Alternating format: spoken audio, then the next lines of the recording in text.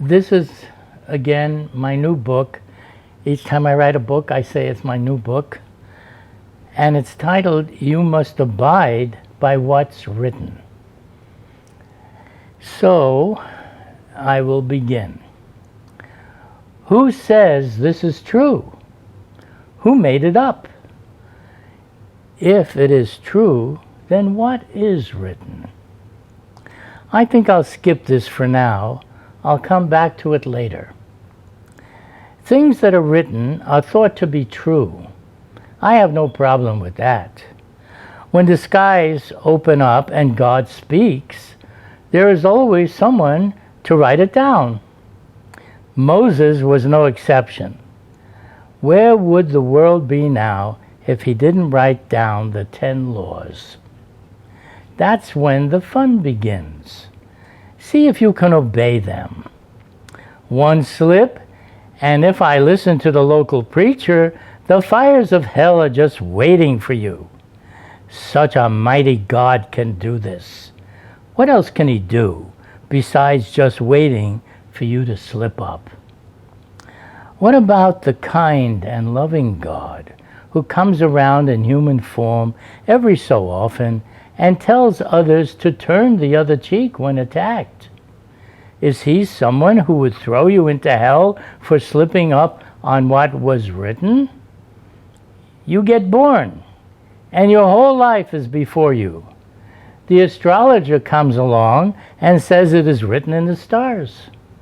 The scientist comes along and says your genes will tell the story. You'll be healthy or sick. Where is it written? Is it in genes or stars? Look at the history book or any one of the many Bibles. Every religion has one. The past is filled with stories of every kind. Love, mystery, good guys, villains, warmongers, and heroes. Businessmen, saints, and streetwalkers. Should I go on? Pick a life you would like that others are living. Who up there or down there is writing your script? I asked my Judy what she thought of this. She said she was not sure. Are you? Anyhow, back to the question. Must you abide by what is written? As for me, it depends on what's written. There was a man reading the tombstones in the cemetery. He read one that said, "Here lies an attorney and an honest man." So he exclaimed, "How do you like that? 2 men in one grave?" Things that are written are not always true. Just the same, it is possible to put 2 men in one grave. Another stone said, "Buried here is a man who never lied, gambled, cheated, drank liquor, took drugs, danced, or even smelled bad." Unfortunately, he never lived. I like things that are written. You can believe it or not. True or false, it does not even matter as long as it is written. On page 12 of my book of life, there was a statement that said, "I would fall in love with a beautiful girl, but when she got to be 80, she wouldn't look so good." Furthermore, it said, "Beauty was only skin deep. It would be better I become blind before that." The mind works wonders when it imagines what it likes. I like reading books. You never know what it will say when you're in it. The ego is very strong. It never tires of hearing about itself, its accomplishments, its successes, how much I am admired. So long as it is great, I will feel great. However, if you say one cross word to my ego, it will retaliate with all the force at its command. So it is written, so it is done. The happiness of the soul is not for everyone. No one can be happy all the time. however much you will try. It does not take long to learn this lesson. The joys of love is for everyone, but not everyone has it. Kisses and hugs sound good, but it just doesn't last. If God himself came down from the sky, even then it would not last. Such is the fate of the living. What happens after that is anyone's guess. Much has been written about this. But when dying time comes, you won't remember what your brain learned. Nevertheless, you are in the same position as before you were born, except that you got another life under your belt to assimilate with all your past lives. What? You don't believe that? So what? I didn't say you had to believe it, only that it will happen. Every time you get born, you won't remember a thing with the new brain. So again, you won't believe it. This does not need to be written unless someone does it anyhow. I like living. If I die, I will live again and again, till I learned every lesson life provides. Then what? Life still goes on. The mind goes on. Consciousness goes on. Bodies only get in the way. Hey, am I getting ahead of myself? You're still in a body. You haven't died yet. What a shame to talk to so many folks not ready to hear such things. Better to pray to some invisible God for a longer life before you're dead. Ask the God-realized masters of life and death what they think about that. They all say the same thing. You must abide by what is written. Do you like riding horses? If you never did, you can try it.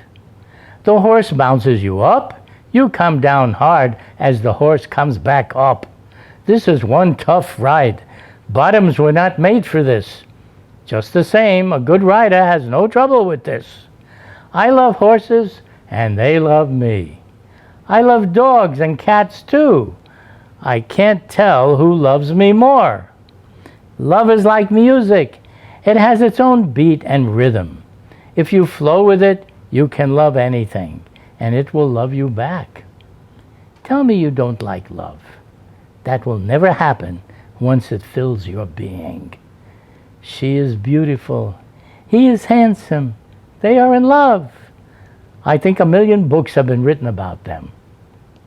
If you like science fiction, you can live on another planet, in a spaceship, or in an alien prison. Nothing can stop you from thinking of who you love. Even if you are separated by any distance, love will cross the barrier of time and space and bring us together. How, you say? The mental world lives in me, including in you. I see you there, whether you are here or not. Such is life in my mental world. Someone wrote a book about this, but since I can't find it, I will write my own version of it. You must abide by what is written, even if you have to write it yourself. When masters of the mind and soul write, here is what they say. Keep your mind quiet, steady, and firm. Do not submit to desires, but try to control them. One who cannot restrain his tongue cannot restrain his mind. One who cannot restrain his mind cannot restrain his action. One who cannot restrain his action cannot restrain himself.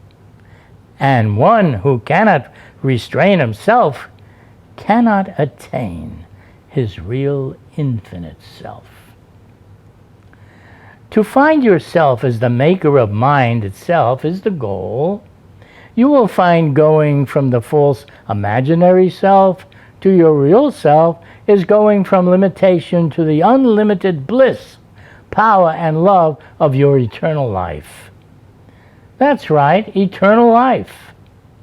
Bodies die, but when you leave the body you were occupying, your mind and consciousness are not physical, and it is still there, but without the body. That is you. That is the real self. No death here. Time is different too. Time is seen to be always now. Past exists as memory. Future exists as imagination of what is to come. Just like you on earth in a body. Bodies die, but consciousness, which is the real you, does not. Well, life is going to feel good without the pains of the body. Also, the fear of death is also non-existent. But what is stored in your mental body is what your consciousness will experience now, at least till what was stored is used up, or a great master intervenes and cancels out all those opposite impressions in the mind. The mind is like a container. It holds and stores the impressions of past experience. Once it is emptied, then you go from the limited mind impressions to the unlimited. You will feel better than you could possibly imagine.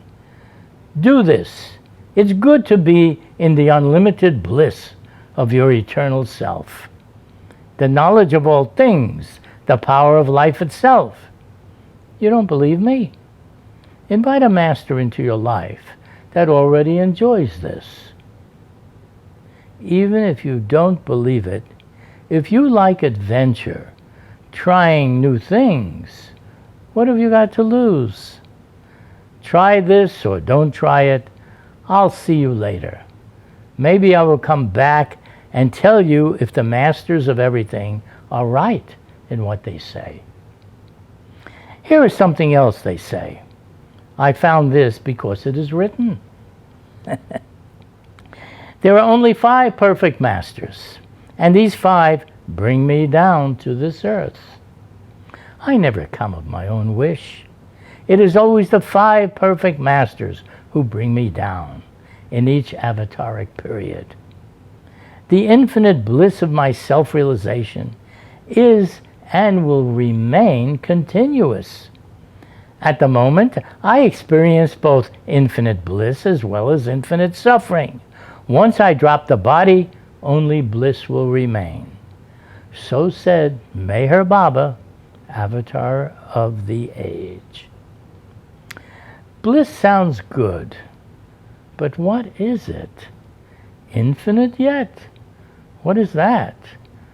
Well, according to those rare ones, the perfect masters, it is the experience of your true self when stripped of all obstacles of the mind that is blocking that experience. Anyhow, they say in spite of any explanations, since you don't have the experience, you can have no idea of the bottomless well of happiness that it is. It is the source of happiness itself. See, you still have no idea of what it is, but it does sound good. You want to try it? Go after a master who has it to show you. By the way, infinite means no limit to the bliss. Ever fresh. No one who experiences it will ever want to leave it. What am I waiting for? Show me this bliss. Well, here I am, back to my earthly life in the body. Traveling around the planet can be fun. So much to see. The cafes in Paris, the Eiffel Tower, museums, the tallest building in the world in Abu Dhabi, the pyramids in Egypt, Cape Canaveral, watching a rocket launch to the moon, the geysers of Yellowstone Park, the Alps of Switzerland. I could go on and on. All I need is money to see all these places. Yet, they say, all this cannot even compare to the bliss that is within you. As they say, when I see it, I will believe it. Maybe I can believe it before I see it. I may not have any proof it is there in me, but I also have no proof it is not. Since I'm more of an optimist than a pessimist, I will go after one of these guys who says he has it. I want to see it too. What else do they say? This too is written.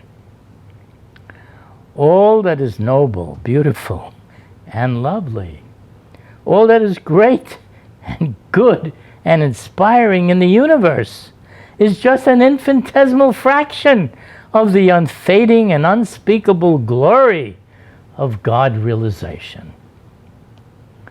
So many names that mean the same thing: God realization, self-realization, truth, oversoul, and many more labels referring to this experience that cannot be described by mere sounds of the tongue. Finally, who among the God-conscious beings are going to help the struggling and often suffering humanity to achieve this? Here is what Mayor Baba says, who comes for this. I have come to help you in winning the one victory of all victories, to win yourself.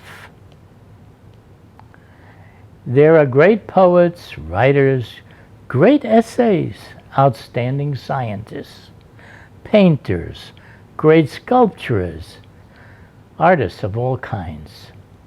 People who have mastered their trade, but no one has mastered them all, except you, who have gone to the source and root of the mind where all these creations come from. Show me that. O great Lord of everything, I will not only have won myself, but I can finally find peace at last. Now here is something for you to think about. Treat each day as if it were your last, and one day you will be right. This is just a joke, even though it is also true. Here is my poem about this. It's titled The Joker. He could not help but laugh. Whatever he saw or heard was hilarious. Sometimes he had to hold his mouth when his face would turn red, lest he'd break his silence, and utter the one word, that original word, that mighty laugh that started it all. Even jokes that no one thought was funny, he would find the fun in it. He could look you straight in the eye, put on a terrifying face, but laughing his heart out behind the telltale gleam in his eye. No doubt he was a master of humor. He could make you roll in the aisles busting with laughter, but he would control that, lest your sides hurt too much and you get a heart attack. How did he get to be like that? Was he always this way?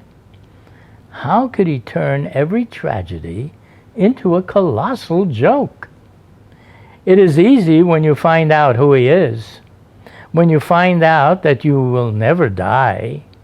You always were and always will be just like him. There was no beginning for the Joker, but there was a time that he burst out in laughter for no apparent reason. This mighty explosion was the birth of the universe. He has been laughing ever since. It is still reverberating throughout the cosmos. Every heart can enjoy it. Everyone can do it in the best or most tragic circumstances. You can hear him laughing every time he sends a joke your way. Who doesn't like a good joke? It is said we are in the image of God. Whatever he can do, we can do too. That's what happens to the image. Look in the mirror, see your image. Whatever you do, your image will do. If the mighty cosmic Lord laughs, you will laugh with him. That's what images do. Love is like that. If he loves you, you will love him. What he gives to you, you also give. It's been that way since the beginning of time. Whether you know it or not, or believe it or not, this give and take is always going on. I like love. I always have. It's the best feeling I ever had. If he puts himself in you to love me, I will love you back. I can't help it. I'm designed that way from the moment I was born. He adorns his image to be charming, beautiful, radiant, intelligent, and best of all, a lover. Now I feel like living. Such is the wonders of love. If anyone asks you where it is written, you can tell them right here. I was in the Air Force once. I was being trained to fight any enemy that would attack my mighty country. One day a soldier that liked playing mischief saw his chance. He had the habit of jumping in the air and landing flat and hard on someone's bed so that the mattress would crash to the ground. I don't know how many beds he destroyed like that, but then one day he met his Waterloo. One soldier I knew liked to sleep on a thick board he kept under his sheet. He supported the board on the 4 steel posts holding up the bed. Now this flying Lulu of a soldier eyed his bed and took off into the air, never suspecting what kind of landing he would have. When he crashed down on the bed, it rattled every bone in his body. He was stunned. He just laid there. The bed was unmoved. I never heard of him crashing anyone's bed again. Some lessons are learned the hard way, to corner fairies. When people follow a master, it is the same thing. When Hafiz was given entry into the God state of consciousness by the perfect master Attar, he did not have it easy under this master, who was the incarnation of love itself. Whoever came to Attar for his blessings was treated so warmly by him. He would shower them with kindness and share his wisdom so they could benefit in their lives. Hafiz, on the other hand, wanted God himself. That is because he did something very few or even 1 in a million could do. It all began when he fell in love with a beautiful woman. He thought he could never win her because he was an ugly-looking man. So he undertook an almost impossible task to remain in a circle for 40 days, fasting and not leaving the circle, at which time whatever he would wish for would be granted. He succeeded where so many had failed. It is frightening to be in that circle for so many days. The mind plays tricks, creates a nightmare of demons and other entities, so you will leave. But Hafiz endured for the 40 days. It was then that the Archangel Gabriel came to him to grant his wish. But seeing the beauty, radiance, and glory of this angel was beyond anything he ever saw before or knew could exist. So he thought, if this angel could be this beautiful, how much more beautiful must God be? So he said, I want God. Now he forgot about the girl. He could only think about how beautiful must God be. It was beyond the angel's ability to grant his wish, so he was told to go to Attar, who was the highest master and could do so. Now to experience God as Hafiz wanted was no small feat. This too required him to do the one thing that no one is prepared to do. To enter the God state of consciousness, you have to give up your imaginary identity of who you are. This identity appears real, but is an illusion of what you are. This false imagination of yourself is what you hold on to at all cost. It is your feeling of self-preservation, which is your most primal experience, which you will fight to keep. But this time, under the guidance of the God-realized Master, he makes it possible to let go of this illusion of yourself and enter the consciousness of what you really are. Now you see that instead of your being a separate self amongst many others, you are the consciousness in all beings everywhere.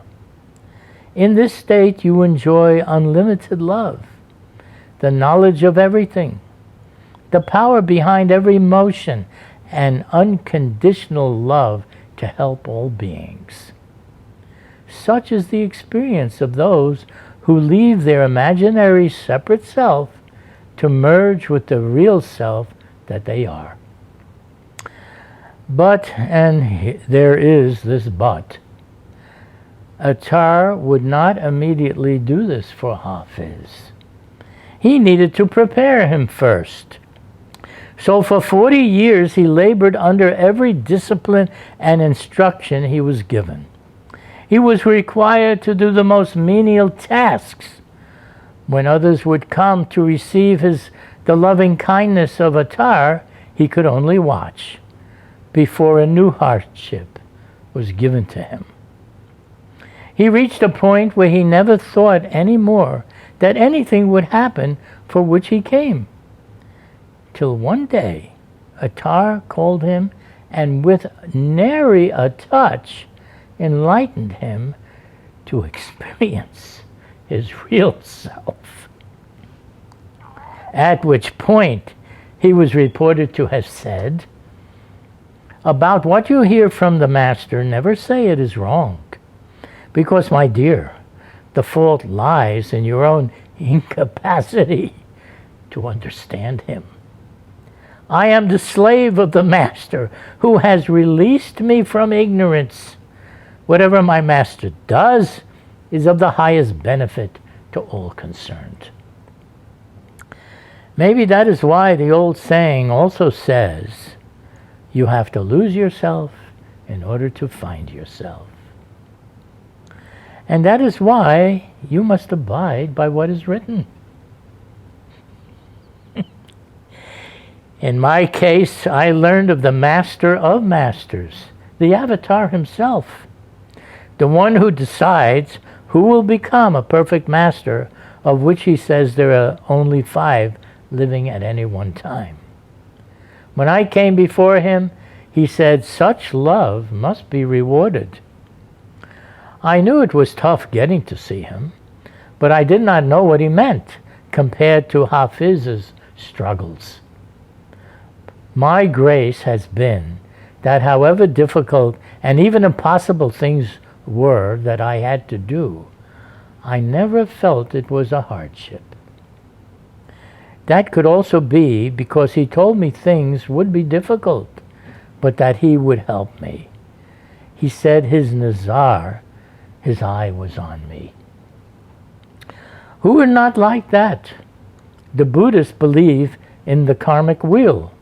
You get lifted to the heights and you get dropped to the depths as the wheel of your life turns.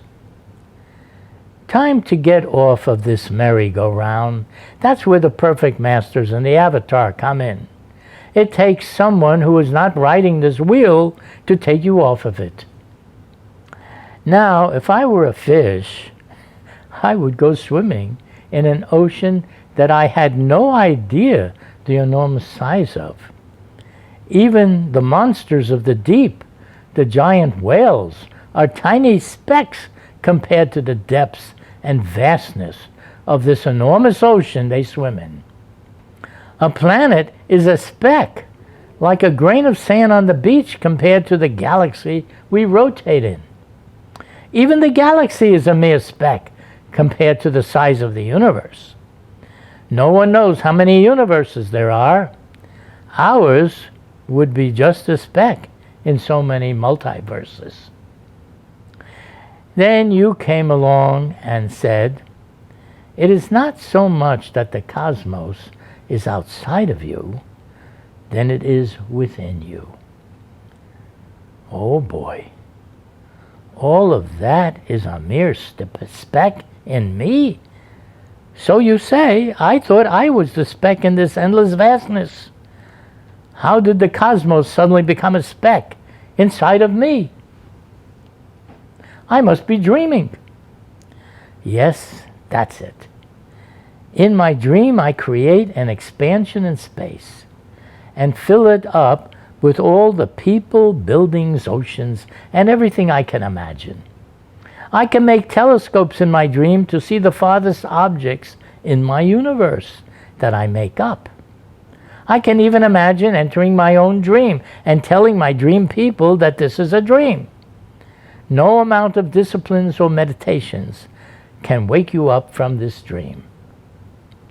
Now, in our real world, along comes the avatar and tells us this very thing.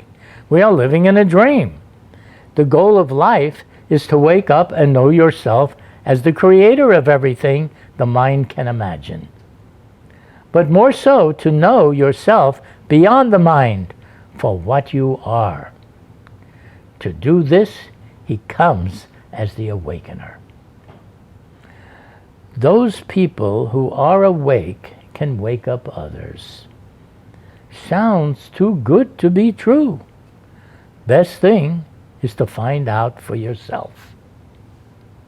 So what does the avatar say about all this? What does the man who says he is in the God state of consciousness tell us about himself? He experiences himself in all things and beyond all things, which we cannot even imagine what that experience is like. This is not what we experience, so he tells us. Ignorance believes the cosmos is a reality. Birth, death, old age, wealth, honor are real. Knowledge knows the cosmos is a dream. God alone is real. Perfect masters can impart divine knowledge, bestow divine love, and shower the grace of God union by a mere glance, touch, or single divine thought. Meher Baba. It never fails to amaze me what they can do that I cannot. He is definitely someone I want to hang out with. What have I got to lose? Best thing I ever heard. Besides, he is the friendliest person I ever met. He likes me and I like him, despite the obvious difference in our consciousness. He even promised to one day give me the highest experience. No one else ever said that to me, or ever claimed to have it themselves, or share it with me. There was a time, many years ago, when a boy came to him. This boy would come by every so often to visit the master. Then one day the master was very pleased with him and told the boy, "If you stick with me, I will make a king of you." So he stuck with him. Now many years went by. I met him and filmed him telling me what happened. He became very wealthy, owning a car dealership, married a beautiful woman, became the mayor of the city. The elite of the government, generals, and other high-ranking officials would visit him in his beautiful home. The people really loved him because he was so generous and helped so many in this city. When he told me he never made a decision without first asking the master. He did live like a king, but more important, he lived for others under the direction of his loving master. The role of the master was not just to see to the welfare of those under him, but like he said, to wake you up from this dream you're living in. That comes later in most cases. Till then, as the master might say, you must abide by what is written. Particularly by the avatar In his book, God Speaks. There was a garden called the Garden of Eden. The Bible story tells us it is where Adam and Eve lived. God would visit occasionally to see all is well. One day, things were not so well. They ate of the apple, and the snake was blamed for that by telling them it was all right, even though God said not to. Since then, God, the devil, and mankind was mixing it up. This was the tree of knowledge which was not to be touched. Since then, there isn't a thing people don't want to know. Now God still comes around every 700 to 1400 years, according to him, to check on things. When you see him like I did, he was a friendly 60-year-old man that smiled a lot and only wanted to be loved. There was not a vengeful bone in him like in the books. It is written, "Vengeance is mine." You must have heard that. This was so you don't play with that. It never got anyone anywhere. The boss of the universe knows what works and what doesn't. I like listening to him. If it is knowledge you want, that apple is still working. This is a great story, and like all great stories, it has a great ending. It started with you, and it will end with you. Know yourself. Everything is there. This reminds me, believe it or not, of 6-gun Louie. The fastest toy guns in the tenement house. Louie liked to see someone 5 times his size fall down when they got shot. The family loved little 6-gun Louie. If he shot you, you would make him happy and fall down. That is all there was to it. But since time does not stand still, Louie grew up. Now he had real 6 guns. If Louie shot you, you would fall down for real. No pretending like before. What if Louie shot bad words at you when he was 5? Would you care? But after he grows up, words become powerful like bullets. They too can put holes in your heart and mind. Have you heard the term old souls? There are some children who are very young by outer appearance, but they have lived so many lives that they have acquired the wisdom of the ages. They have learned the lessons that life teaches. They come back again and again to learn the rest of what they need to know. Then there comes a time when enough is enough. You graduate into the all-knowing state of being. You will become one of the great masters. You can teach anyone anything. Lives get transformed. I can prove it. I met a great master like that. My life got transformed. You might wonder, what invention changed the world the most? Was it the wheel?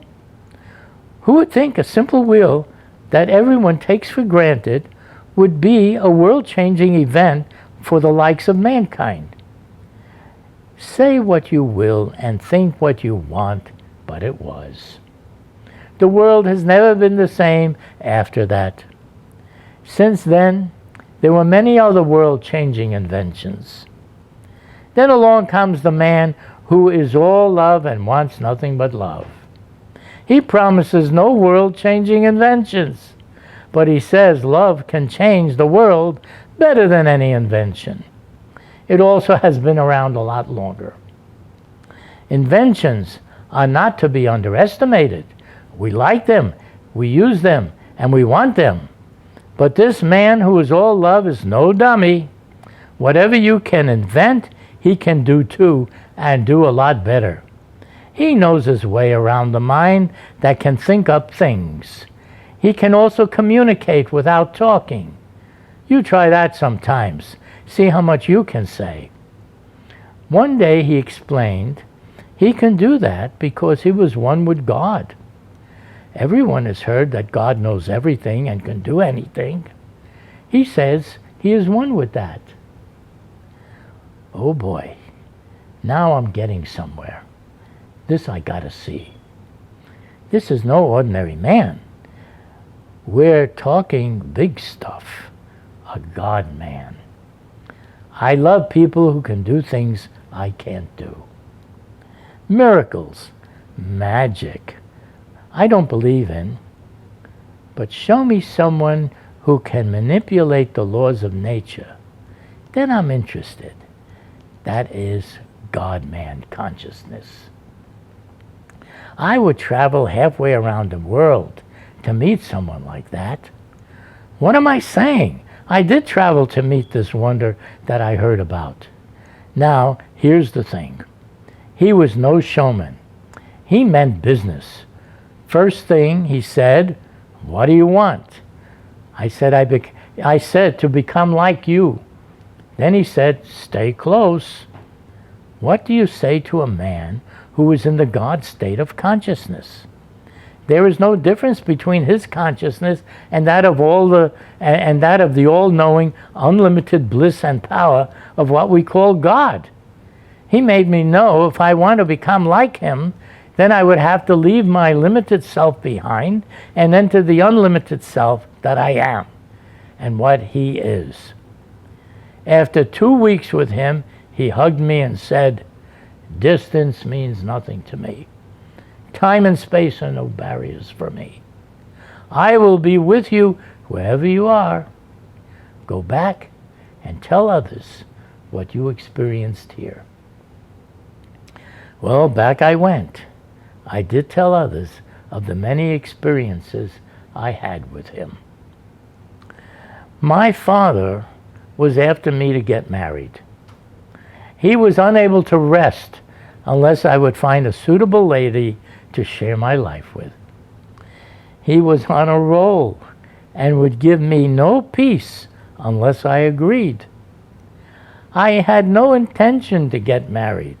I felt it would be unfair to any kid that would come along or to my wife, since I had completely different interests and goals that I was pursuing.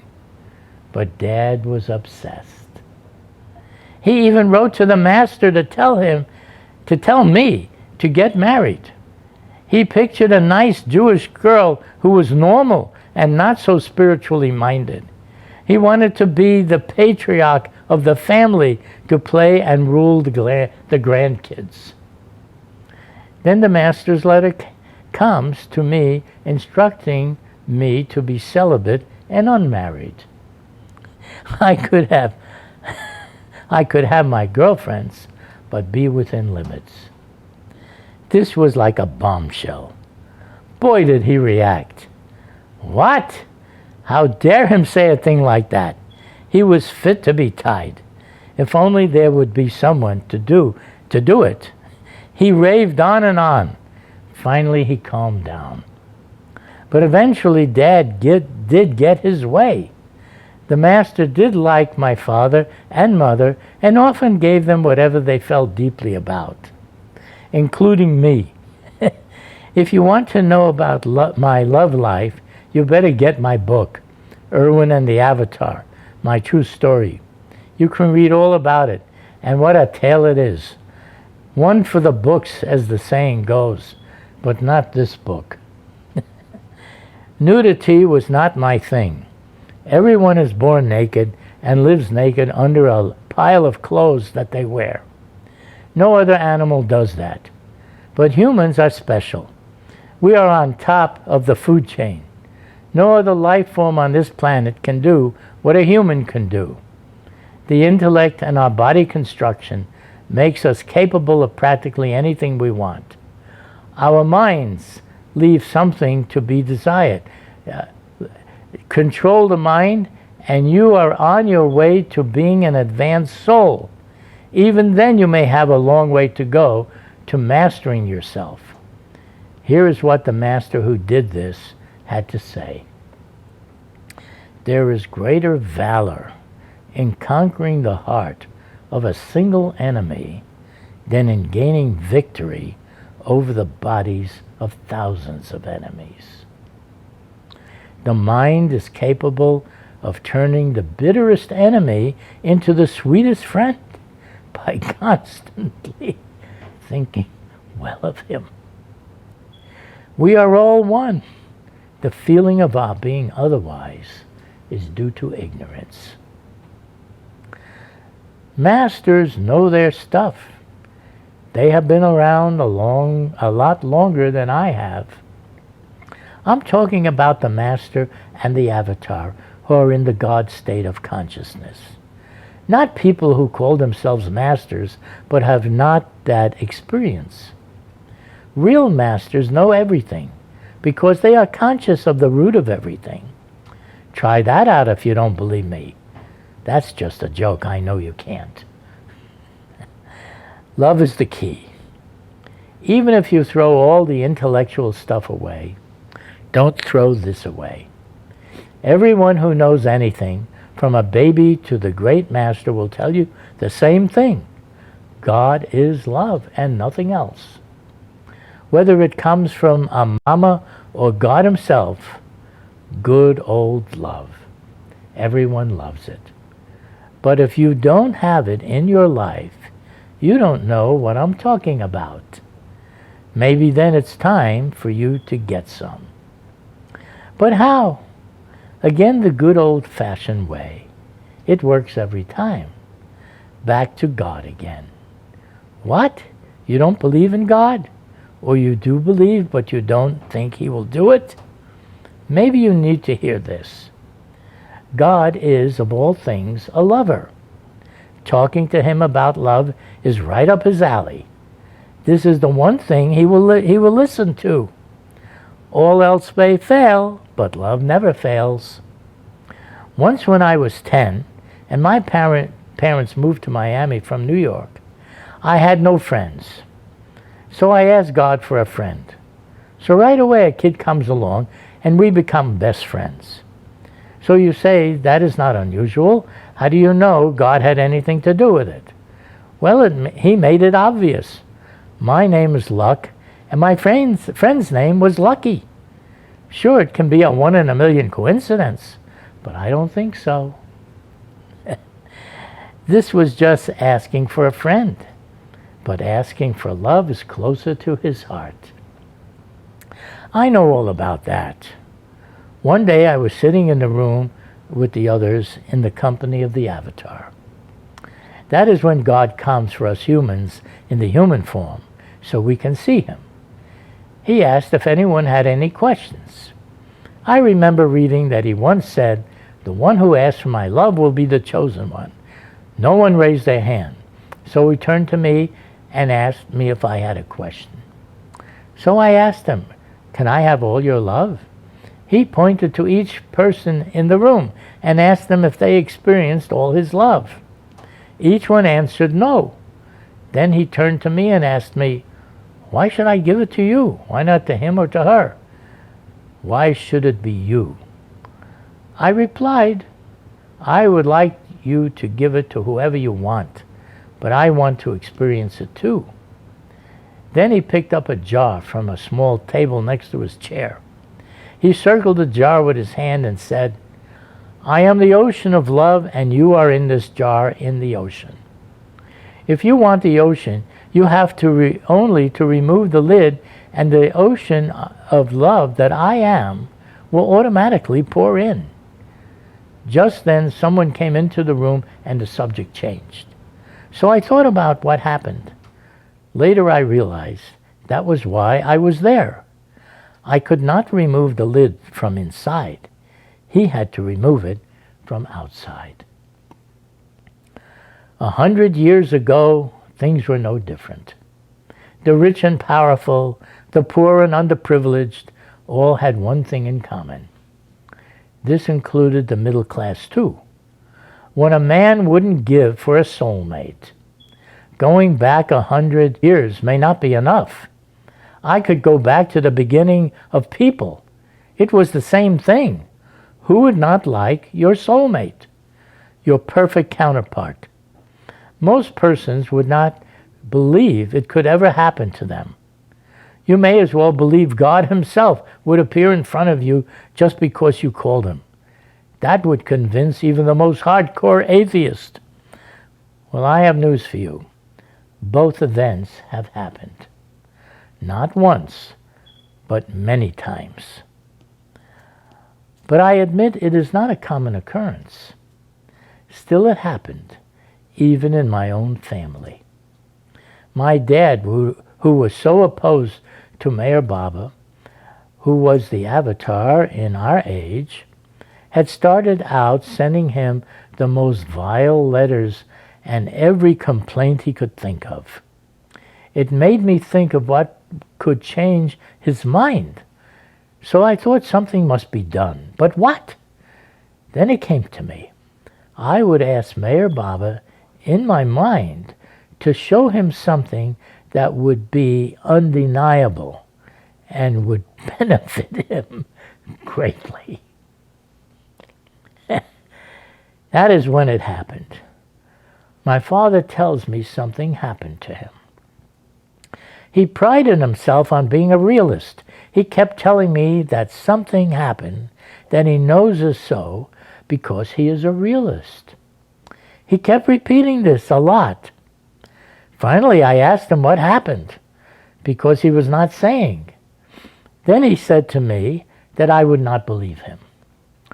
He would not tell me, but he kept insisting that it happened. I said, Dad, I have been told many things before that sounded like that. You can tell me, I will believe you if you say so. Again and again he would not want to tell me because he did not think I would believe him. After some time of this, he said he would tell me. Here's what he said. I was reading my newspaper in my living room chair, when suddenly I looked up and I see Mayor Baba standing in front of me. He was with two disciples. He motioned for them to sit down on the carpet. He was dressed in his white gown. Then he spoke to me. He said, don't be surprised that you hear me speak. Where I am now, I can speak. I will visit you 3 times, but the 3rd time will be the last. Then Father said, there was a wonderful feeling of peace in the room when he was there. I don't remember everything he told me of this visit, but there was more that was told. Then he disappeared. The reason I thought he was telling me I would not believe it is because if anyone told him a story like that, he would call it Baba Monsters, a Jewish term meaning grandmother stories, like fairy tales, not real. Apparently, what he saw was undeniable, and that is why he kept saying he is a realist, and he knows what happened. I asked God for something to help him that he could not deny, and then there it was. Later he told me of the other 2 visitations when he saw Baba come to him. Again he was in his living room, and he tells me that the atmosphere became very joyful. He calmed down because he had a hard day. He had an argument with my brother who was getting married. He had promised to pay for their wedding, but because of the argument, he told my brother he would not pay for anything. This was, of course, very disturbing to my brother. Now everyone was upset, including Father. He was a determined man. When he made up his mind, he would not change. Now, without him saying anything about this to Baba, the master told him to carry out his original plan to help with the marriage.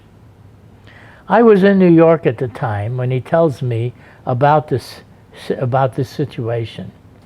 He also said he told his son Richard he would now pay for the wedding. He told me that even if the rabbi was to tell him to do it, he would not have done it. But because it was Mayor Baba, he would do it.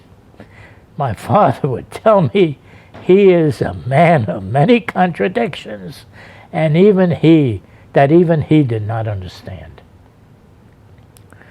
So he asked me, why does Mayor Baba come to me?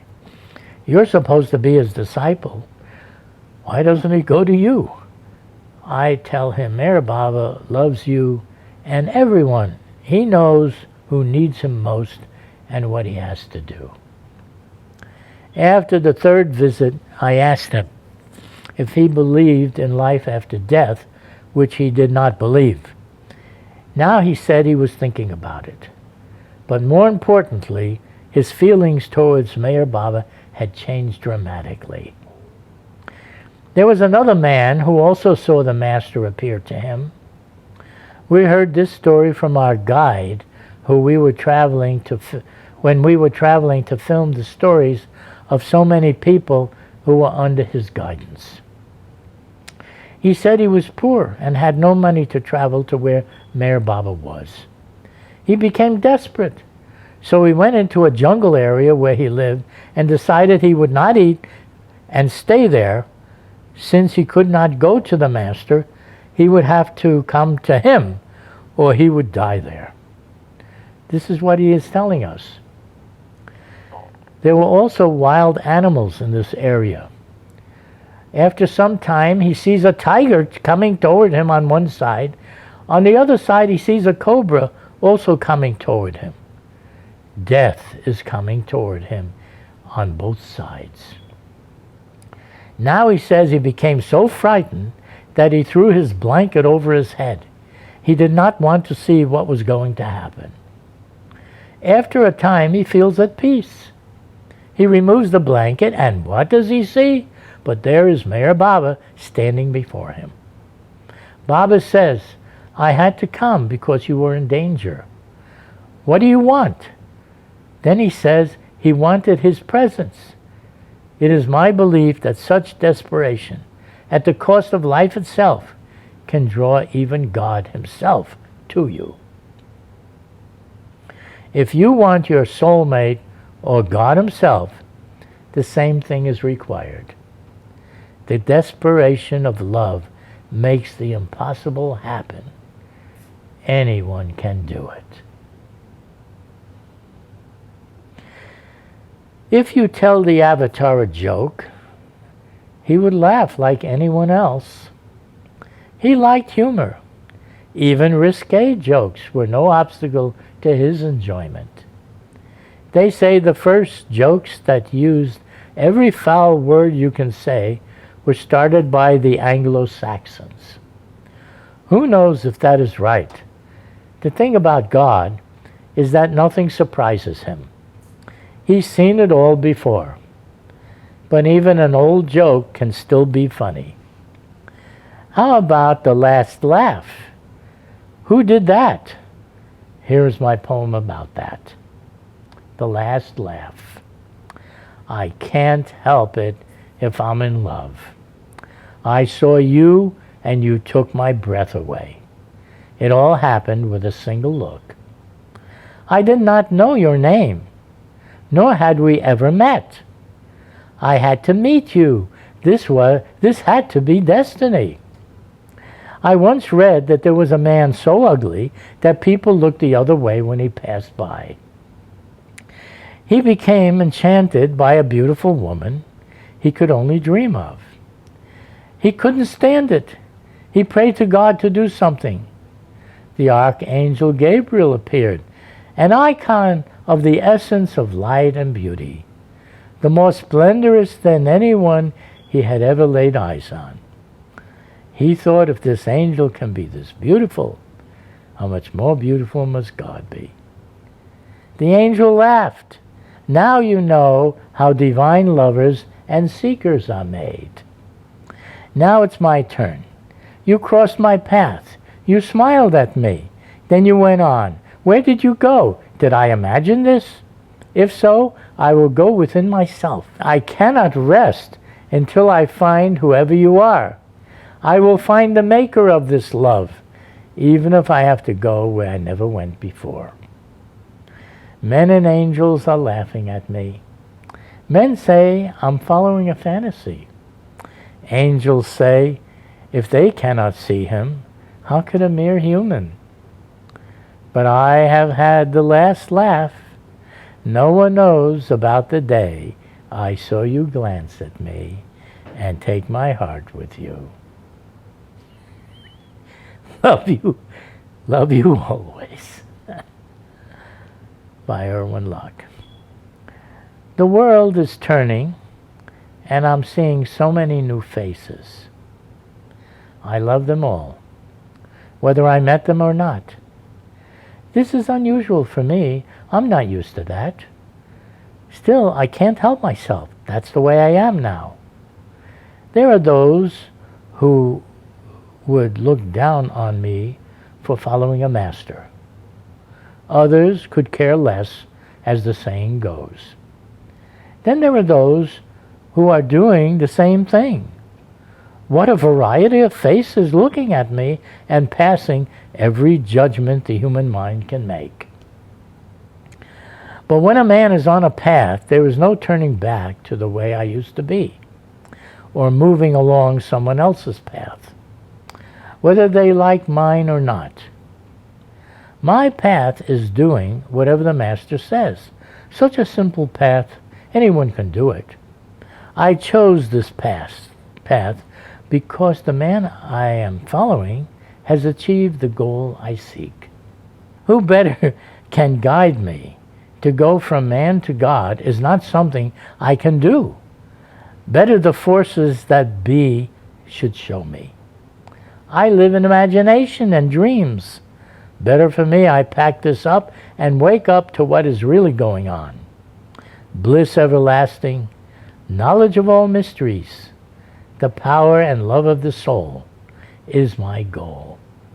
It takes one who has it to show one who doesn't. How about that for a path? Enough about me. How about you? Masters are for everyone. But not everyone is wanting a master. Nevertheless, people like to pray to God for an endless number of things. So my master explained, I will paraphrase what he said. Where do you think all these prayers go? They come to me because God, love, and myself are identical. It does not matter whether the prayer is from any religion, nationality, cult, or just a note to the universe.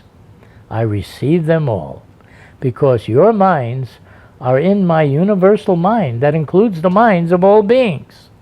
Whatever is in your heart, I feel and receive. I am the one to answer these prayers in my own way to your benefit.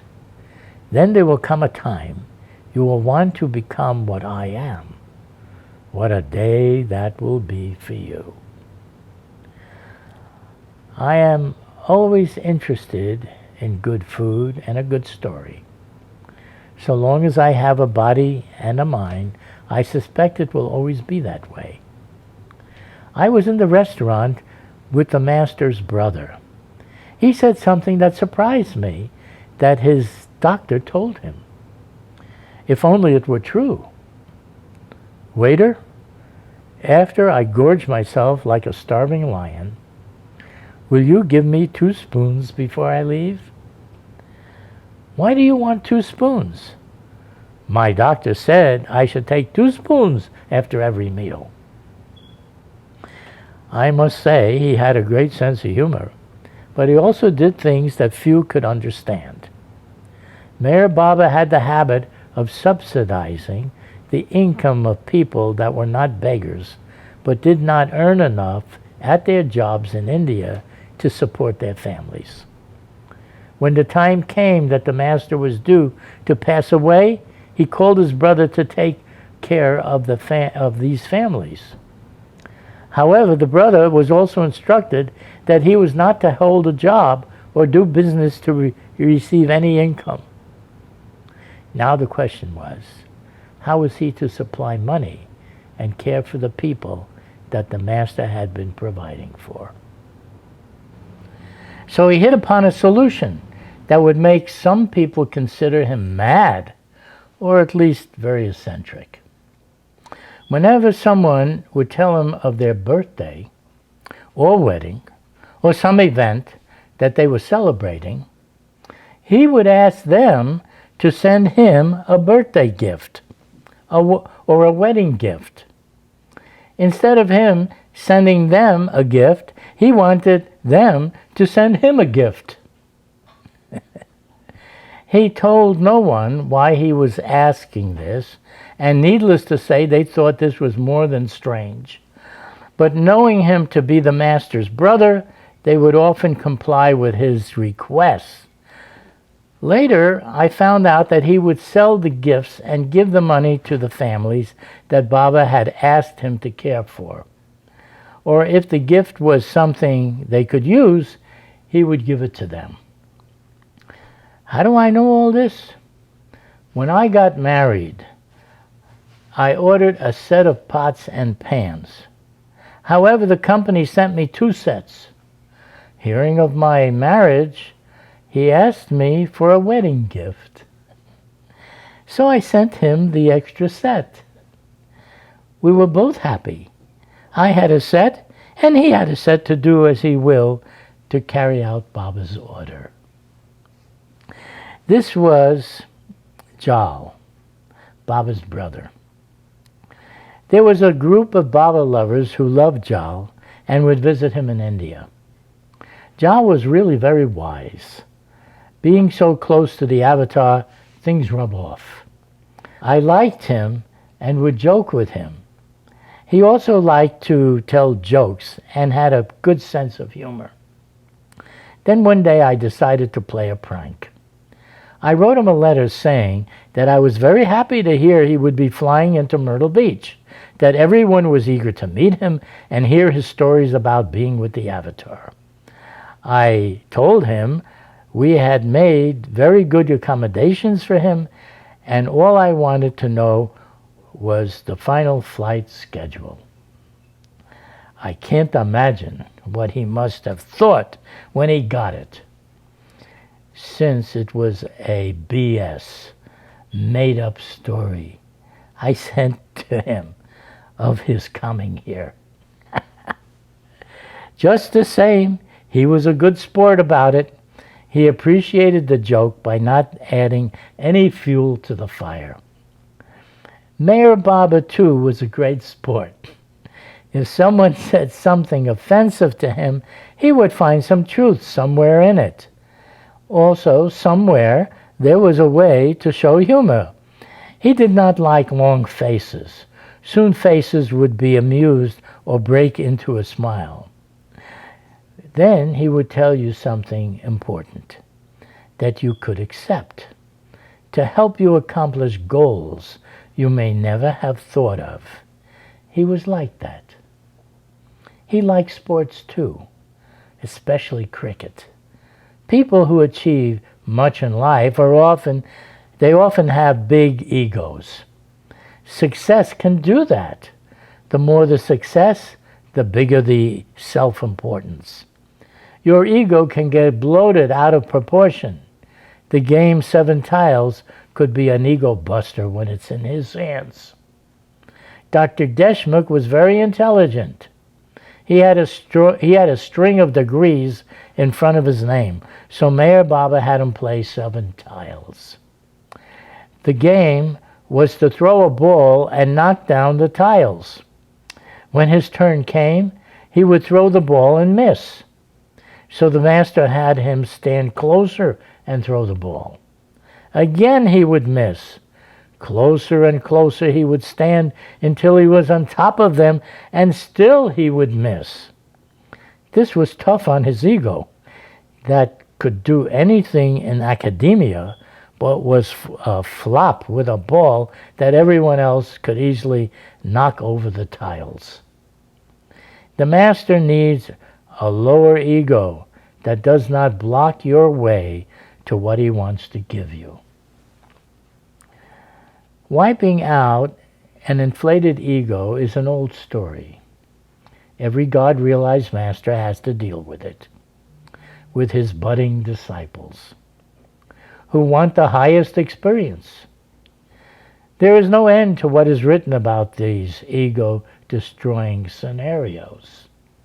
That is why you must abide by what is written. People love movies. Ever since the first film was made, movies were the favorites of common folks.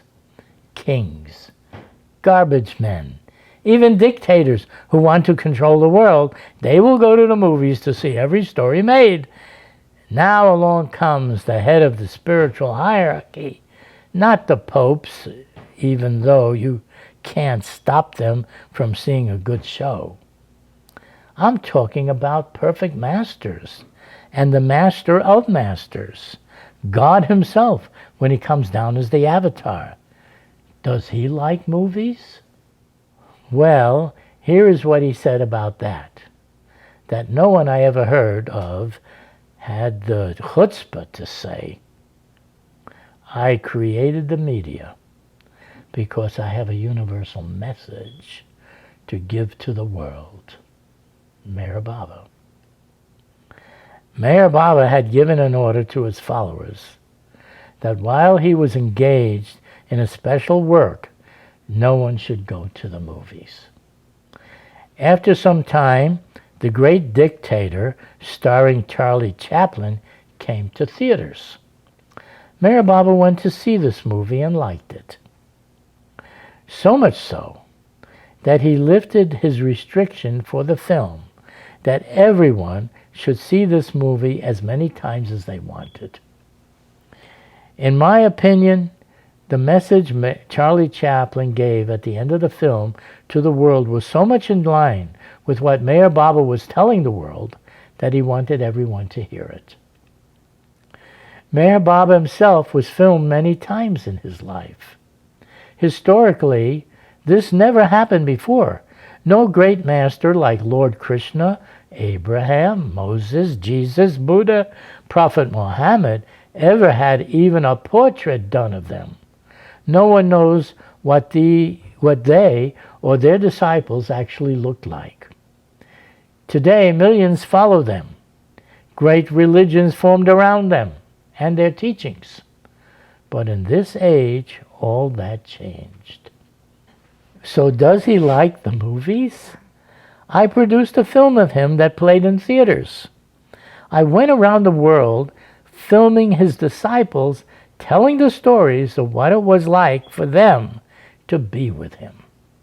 For the first time, it will not only be possible to see him, but for everyone to know what he will be doing for the world that was never done before. I would say he not only liked movies, but made it possible for the world to see them.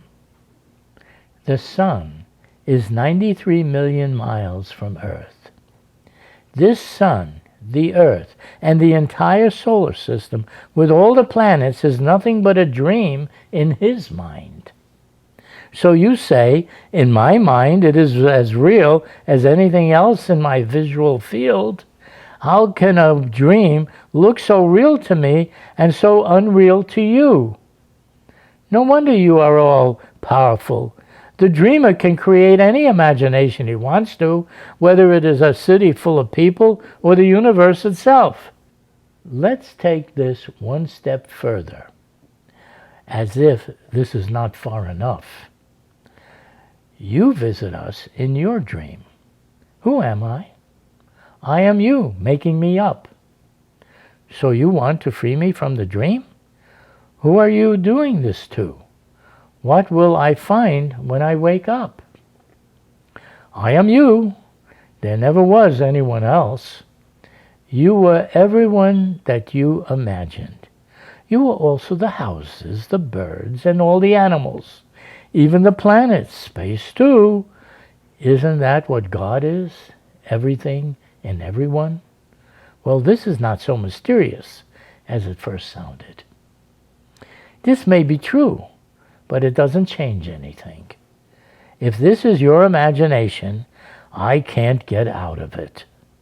Soon I will forget this ever happened. I always do. Maybe I will pray for you to help me with things I have no control over. No wonder you know me better than I know myself. You are me, and everyone else too. We are all one. God and man are one, not two. Now I know what being one means. We are both the same one. How do I know all this? You are telling the whole world this. This is how you do everything. Evolution? When Darwin observed how bodies mutate from one form to another form that is more capable of more things, lower life forms mutate into higher life forms, some religions couldn't handle this. They prefer to stick with a 5,000-year-old book that was designed for the people living then. When Moses wrote the Old Testament, look at who he was trying to educate of how the world started. Science didn't exist then. The earth was the center around which the sun revolved, as well as all the visible stars. People were still worshiping gods that anyone could make out of a rock. You want a god to help you? Make one, or 10 more. Make a god for everything you want. Pray all you like to your stone god. See if he will do something for you. Look who he was trying to teach. Still, he did a good job considering who he was having to educate. 10 laws on how to behave. Even to this day, we can learn something from him about that. But when it came to science, there was no comparison to what was possible to know 5,000 years ago compared to today. Still, there are religious people stuck with a 5,000-year-old book. The orthodoxy won't change. The book says so. God does not permit any change. God said so. So they must abide by what is written. I like God, not just because of what he has been reported to have done, but because he also gave a brain to your head. You can actually think about things you want and make them. This saved him a lot of trouble to do it for himself for you. The brain allows you to grow and not have to ask God to do it. You can actually help yourself, which is okay in his eyes. He doesn't care if you think the world is flat or round. He has a plan to help you see beyond the powers of the intellect, where the knowledge of everything is available. He loves us all and does not want us to hurt each other till we are ready to advance into his realm. Be happy, don't worry, has always been his advice. Like the good shepherd he is, he will always guide you into what he wants for your own benefit, whether we can see it or not. What's there not to like? Christmas, Hanukkah, Ramadan are all holidays in which the world celebrates happy times and good cheer during their yearly occurrences. Devotion to God and each other symbolizes the greatness of such holidays. But you haven't heard the best news yet. This is the best news for all the dead and live people. You have no worries once you understand this. You have a subtle body of energy. The dead are not as dead as you may think. They too live in the astral, subtle, and mental realms, according to their mind impressions that they have to work out. As for the living, we have to do the same thing in the worlds of matter, otherwise known as the gross plane. Still, in all spheres, worlds, dimensions, wherever you go, there is love, music, dancing, art, entertainment, and every pleasure known to us. So things are pretty good as you make the grand tour of everywhere. Not to mention the incredible bliss that the masters have and tell us about. It's all part of the journey, the great adventure, where no one can die no matter how many times you get killed by accident, disease, murder, old age, and war. If the old body doesn't make it, get a new one. Standard procedure. This has been going on for ages. Nothing new about this, like 12 Coats, as he was known, who was hardly conscious of this world because he was a must on a higher plane of consciousness. When he was asked why his fingers were so distorted, he said because he had fallen out of a tree. But then he said he could take a new body any time. Everyone in a body has been doing this so many times, you would think we would be used to it by now. It all has to do with memory. I don't remember a thing. What happened to me before or after? I don't know. Scary, isn't it? Good old fear. What a driving force that is. That will keep you awake like nothing else. But then that's the point. The master of masters comes and tells all the sleepers who think they are awake that they are living in a dream. So he comes as the awakener to wake us up to our real self like himself. This is called the spiritual path. Following someone who is awake so you can wake up too. Who knew I am sleeping, dreaming all this, instead of being awake to the unlimited bliss and eternal existence that I am? Is this too much to think about? Good, because this is the best news I ever heard. When the boss speaks, he really has something to say that you just won't hear anywhere else. He wants to tell you about something you don't presently experience. But just the same, he thinks you should know about it. You have heard about bliss. Well, here is what he will tell you that is in your future. The highest state of knowledge, bliss, and the power, being a state beyond imagination, is a fact more emphatic, impressive, and real than the fact of your speaking with and hearing me now, and more true than your own existence at this very moment here and now. 1,000 times more true is that fact of realization than the apparent fact of your present life and existence, which you believe to be true. This is hard for you human beings to accept, but to us who experience this reality, all of this is a mere dream. And this fact is so vividly perfect that he who has actually become one with God and experienced him cannot describe the experience with this mouth. Words are too poor a means to give a description of this highest state. But consider the powers of one able to give this knowledge, bliss, and power to others.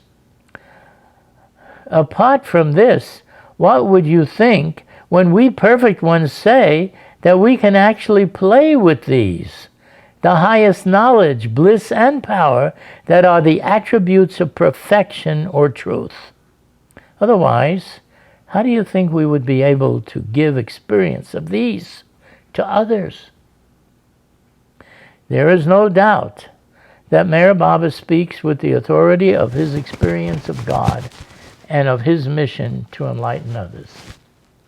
I have never read anywhere of anyone in our age to speak like this.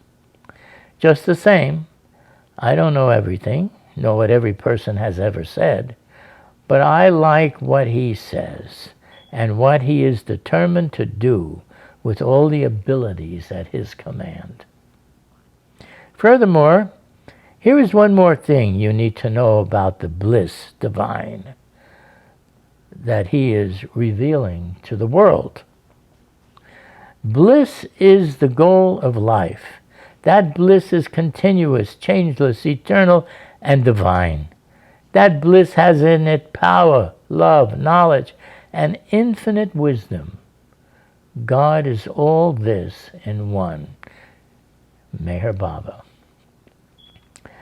The question comes up, how do I live my everyday life when you say it is all illusion, that I am living in a dream, which I have to wake up from? What happens when I am in pain and need to see a doctor? Or my kid needs me to take him to school? Or there is a war going on and I have to evacuate my house? What do I do then? Do I do nothing and just say it is not real? In this world, or any world, you need to do what is necessary because it is your reality. From the point of view of the masters who have the experience of the dream that we are absorbed by, they tell us that we are asleep, dreaming all the things that are happening to us. They tell us this for our information. It is better for us to know about what we will one day experience than not to know it. These explanations by the God-realized masters are not intended for us to live any way other than the way your experience of is of the world. However, knowing what they say will ease the mind as to the purpose of your life. This is our reality which we have to deal with. Later, when we are shown otherwise, then we can say it was a vacant dream that we thought was real. When I went to see Meher Baba, I knew what the goal was and how the avatar saw things different than myself. He saw himself as my very self, while I saw myself as separate from him and everyone else. When it came to matters in my everyday life, during one visit he told me, clear yourself of all debts, free yourself from all bindings, and stand ready for my call. Then he asked, where will you go now? I said, to New York. When my brother and I got there, he cabled us to get work, pay off your debts, and don't worry, and to let him know. We would make out so many applications, applying to one company after another, but no success. We would write and tell Baba. So many times he would cable us to keep trying, get work. We were not to worry. Finally, after some time, the ice broke, and I got 3 offers for jobs, and my brother also got work. I took the best one and started. Baba was notified. He would send us cables. Work hard. Don't worry. I would go from one job to another, each time with better pay to clear my debts. Baba was pleased with our efforts and willingness to follow his instructions. Meher Baba as avatar did not enlighten us to see all as illusion like he sees it. Instead, he directed us in the world we know, till such time as he told us, one day I will give you the highest experience. Till that day, I'm just an ordinary person in the body, seeing through the 5 senses like all my fellow human beings that I know. But he did inform us and the rest of the world what the goal is, so we do not have to worry about achieving it while we are in this mindset. Anyone can still get his help. He is very loving and wants to help. That is his mission. The mind is also everywhere, so it reaches him when you have a sincere wish. That is my experience, which I pass on to you. The ocean is very big. Such a large ocean this Earth has. You can compare oceans and the size of this Earth planet with other planets in this universe that we live in. Compared to some, we are like a tiny speck, not even a large speck. Oceans can be very deep, deeper even than the height of Mount Everest. Talk about deep. That is really deep. It takes a lot of water to go that deep. But then there are many mountain ranges in this ocean. Everest is just a small spot compared to what is down there. However, the size of all this does not impress the ones who are in the endless consciousness. They look within themselves and see infinity. No end to this inside themselves. What is a piddling ocean we cannot even conceive the size of compared to that? All that would not matter to me if it weren't that a man who was without boundaries comes and visits this planet from time to time. At first, few realize this or who he is. But then he is not like us. He came to mingle with us. He would even tell us who he is. But since he was not demonstrating any supernatural powers, no one was paying much attention, even though he did not hide saying who he is. Even so, a time was bound to come when people started to recognize he was no ordinary man and could change the lives of those who approached him. I heard of him and went to see him too. This kindly man who possessed the consciousness of everything. He would say, he is not the body, neither were we. He would declare he was in the God state of consciousness, that we were dreaming that we were limited human beings. That is why he had to come, to help us to see our true self. The God state is also in us, beyond all limitations. This, as they say, was right up my alley. I had to see this. Show me what I have in me. That would be something. Can he do this? Then, one day, he told me and my brother Edward, you will be amongst the few who will know me as I really am. So many things he told us over the years, along with his guidance in our lives. This reminds me of my poem, which also tells the story of an intoxication we can all appreciate. It's titled, I'll Drink to That. It could have been 1,000,000 years ago that I heard about the tavern.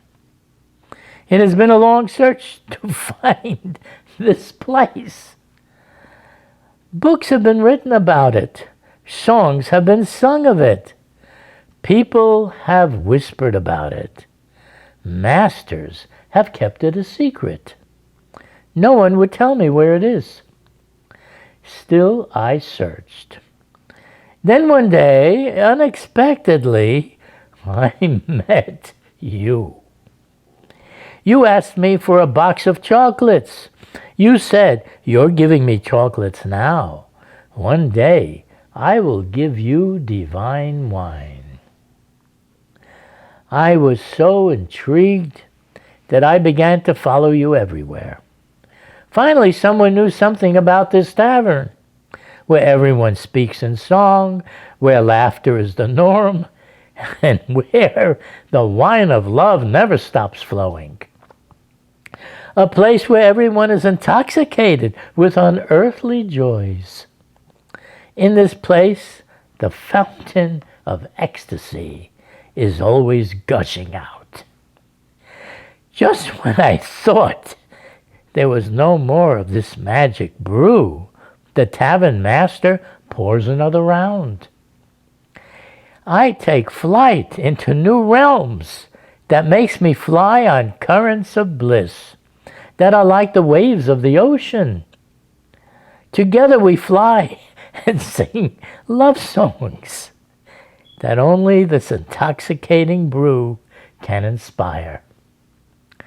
This tavern is where I live now. I searched for this tavern for ages. But when I met you, the tavern came to me. I now know truth is not in words, but only in your heavenly brew. I'll drink to that. Have you ever heard of the music of the spheres? That music is considered divine. It is that good. Good really does not describe these sounds. They are filled with light and love, so charming that one may call it enchanting.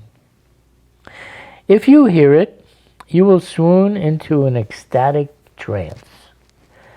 It is that good. As I said, good is not good enough to describe these sounds that are heard by these gross ears. Anyhow, if you were to hear it, you would like it and would not care to listen to anything else, especially mere talk. However, the perfect ones, rare as they are, enjoy even gross singing and music. If words accompany our sounds, they like something like guzzles that have a theme about the struggle us humans have to attain the superconsciousness of the divine beloved. The music and words that can lead you there is enjoyed by those who are there. Everything turns out to be a great love story in which you are the main character in your own drama. However much the pains and pleasures of your life in imagination, if you ask those who know, the ending is always worth the struggle. It's good to have developed consciousness. Now you can enjoy what you are.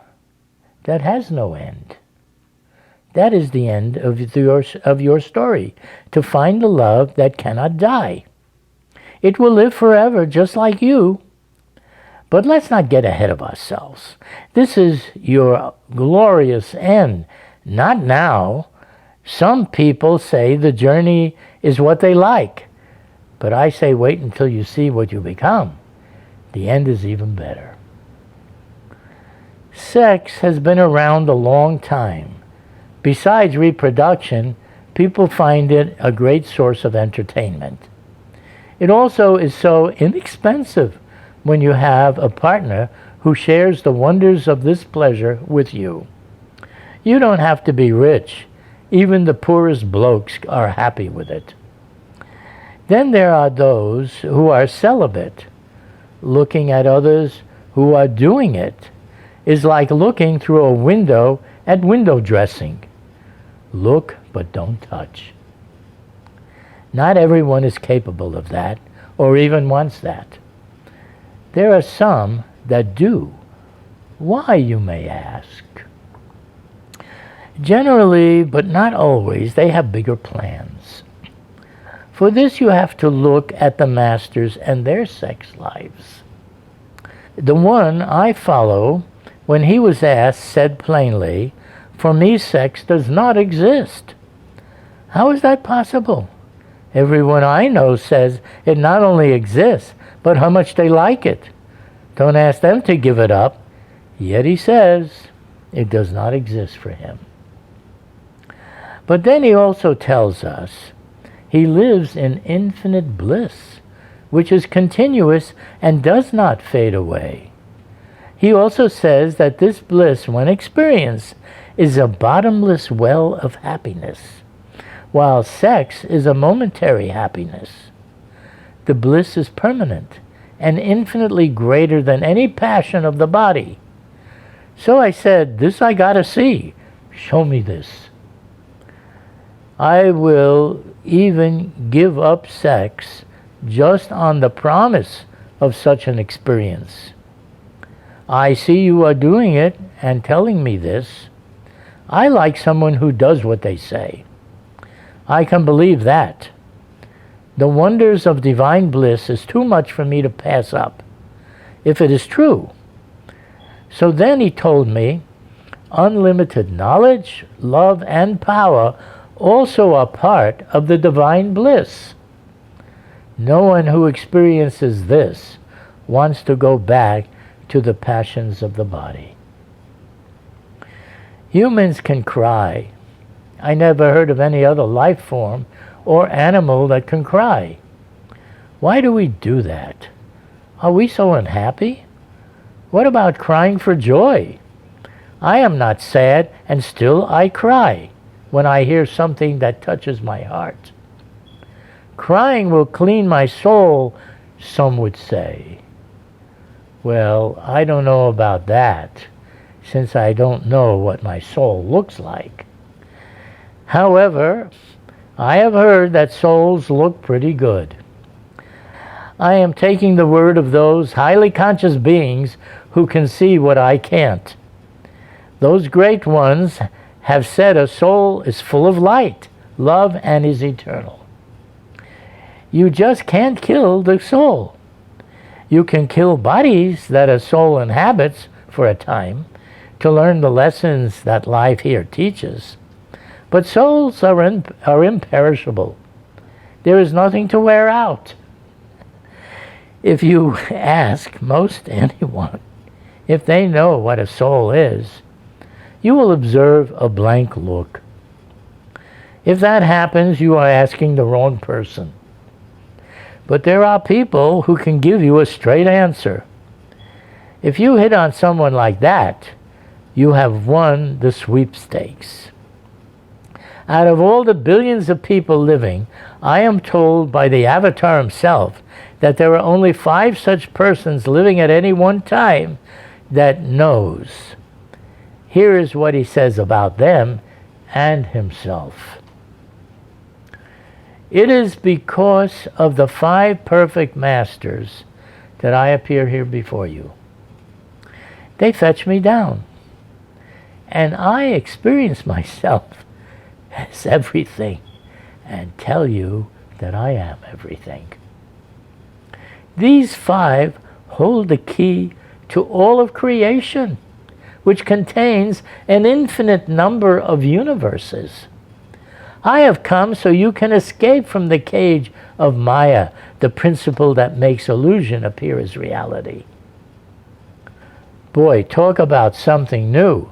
I always felt like there were bigger forces at work on Earth, but who knew it was the universe too? This is news to me. But I liked that there was someone who not only said they knew about it, but was sharing this knowledge too. The question was, is it true? How can he say he experiences himself as everything? Only in a dream do I know I am everything. Maybe that is what he means, that I am in a dream, an illusion of reality. But it looks real to me. How can he make us escape that? The question was, is it true? Listening to him, he sounds confident, like there is no doubt what he can do. He also has a fine presence when you meet him, full of love for you and everything. That alone is unique. Besides, he is very wise on every matter that I witnessed, always gave the right advice.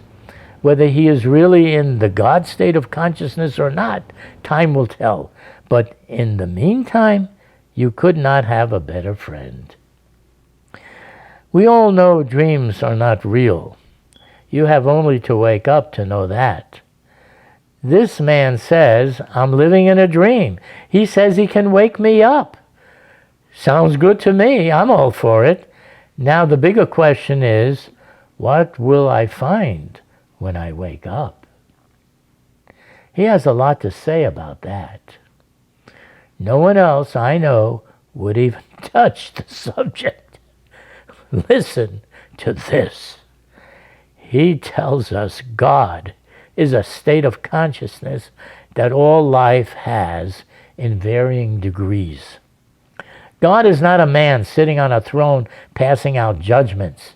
The goal is to wake up and experience the God state yourself. Now, what do you experience when you wake up? I will quote him.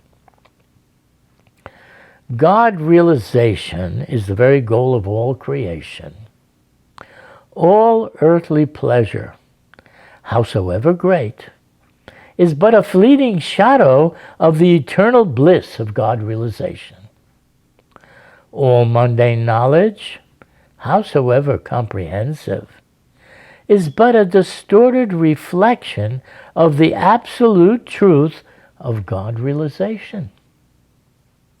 All human might, however imposing, is but a fragment of the infinite power of God realization. All that is noble, beautiful, and lovely, all that is great and good and inspiring in the universe is just an infinitesimal fraction of the unfading and unspeakable glory of God realization. My existence is for this love and truth, and to suffering humanity I say, I have come to help you in winning the one victory of all victories, to win yourself. Meher Baba. After hearing what he said, I'm all for it. I never knew this was possible, or that anyone had such an experience. I'm a born follower of this. What do I do now? Best thing is to stick to this fellow. I like what he says about love. I can't go wrong with that. I found out that he likes humor. His philosophy is, don't worry, be happy. I will help you. He also likes stage plays by the most unprofessional actors in his band of disciples. He would laugh a lot over their performances. The more they stumbled, the more amused he was, and the more fun it was for everyone watching with him. He even sent some of his followers to go around the country to find the funniest jokes and bring it back to him. He would say that it lifted the burden of his universal work. Even an avatar, in his human state, enjoys all the fun things that humans do, including sports. Watching cricket games was his favorite. Here is my poem. It will tell you a lot of what I see and what he sees. It's titled Blind Man. I am blind, but I can see. Physical eyes cannot see what I do. There are other blind men. They are many. They can see the outer world, trees, people, stars in the sky. But most cannot see what I can. I am learning from you how to see. You can see the heart of a man, what he thinks, how he feels, what he wants, what he suffers, what makes him happy. But the blind cannot see this. Their eyes are open, but still they do not see. I talk to them, they talk to me, but nothing is said. Who won the game? What date did Rome fall? Who took out the garbage? How old are you? Who cares? You came along and didn't say anything. When you looked at the game, you could see the thoughts of each player, their strengths, their fears, their energies. You could tell who would win and what would be lost by winning. You could see the chain of events and circumstances that no man could control that led to the date of the fall of the empire. You could see the unlimited self and the force operating in the body of the garbage man. You could see the age-old history of every man that approached you and how he came to be with you this day. I heard about you and went to see you. I came from the land of the blind. I wanted to see beyond physical sight like you do. I can see. It is true. He can give sight to the blind. You like music? He liked music too. He would participate with the words that the musician would sing. He would be encouraging the singer with his arms waving to even deepen the meaning and love the singer was feeling. It was something to watch them both emoting these words. I learned what it was to feel the songs that you sing to both God or man. Like I once said, it's all about love. Here is my poem about that too, titled, It's All About Love. Why does everyone like love? You get born and right away you like love. You live your life, so where is love? When I was a teenager, I fell in love. Not only that, she liked me too. It was great, heaven on earth. Till my father started telling her everything he thought was wrong with me. Then, when I went to her house to pick her up, her mom answered the door and said she left for Alaska with her father.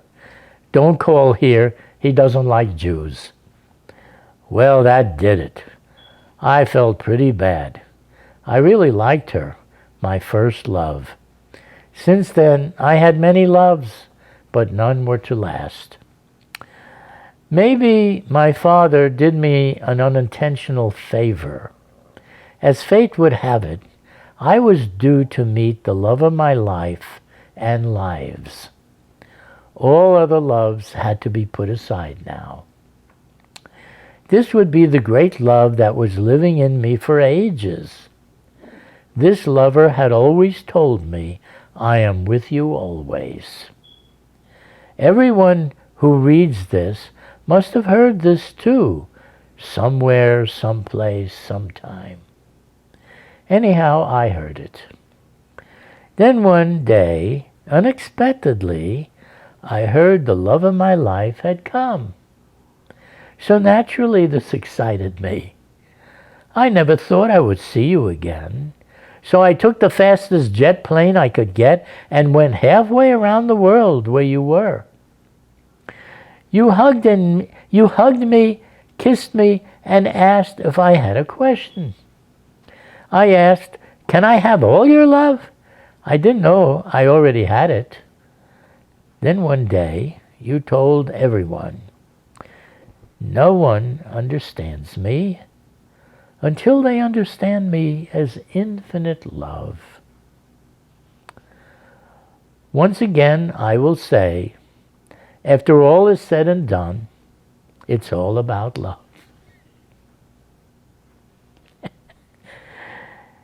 There are other spirits besides humans. Consciousness is what anyone needs, and a body to go with it. Then the fun begins. Life begins, and you can enjoy and suffer depending on the impressions you have acquired over the ages. The mind can be heaven to you or a very rocky place to live in. Angels are just people living in another environment with abilities that such places and bodies allow. Humans like us are not without our own abilities. We can dance, love, do science, art, and write every kind of story. We can make peace and war and kill or be killed. We can do it all. Then reincarnate and do it again. No wonder the Avatar and other masters come here to enjoy and help us through our successes and hardships. How do they do what you can't do for yourself? I guess everything and anything is possible when you know how. Sometimes, in spite of the awesome powers at their command, they make themselves helpless so you can express love by helping them in some way. They are not interested in demonstrating their abilities that are great. They help by inducing your love. If you thought they could do anything, you would not need to help or express the loving side of your nature. So they have to be helpless for a while, so your heart would come out to help them. Knowledge, too, is like that. They will ask you questions even though they know the answers. This is how you learn. Like a teacher in school asks the first grade students questions. The student learns by thinking and answering even though the teacher knows the answers. These people we call masters are our elder brothers and sisters who have gone on ahead of us and look back to help us on our way. We are following in the footsteps of those who have tread these paths. Angels are a special breed. It is said they enjoy and never suffer. But every realm has its advantages. Even though they can live for millions of years, which is a very long time by our standards, but a short time compared to the life of a planet, still they are not immortal, nor do they experience love. To attain God realization, it has been said by every master who achieved it that love is the passport to God. Then it becomes necessary for them to come down to our level to experience love in order to rise to the highest level of godhood. Humans can do what even angels on such a high plane cannot achieve. It is also said that love can achieve what the intellect cannot fathom. Good old love, there is nothing like it. Even the Avatar, who says he is God himself in human form, has told us plainly, I am the slave of your love. Death and immortality go hand in hand. One is necessary for the other. You cannot experience your immortal self that is imperishable unless you leave the body which is perishable. We have a habit of returning to incarnate into the body to fulfill our desires that we need a body for. But it is our immortal self that keeps doing this till we don't desire anymore what we need a body for.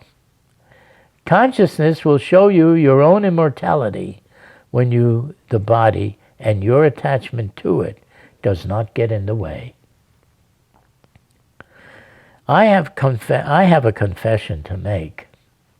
Just because I know this and write about it does not free me to experience my immortality. I'm just like anyone else who doesn't even know this. My attachment to the physical world is still there. So I am, for all practical purpose, just as bound as anyone else who is attached to this world.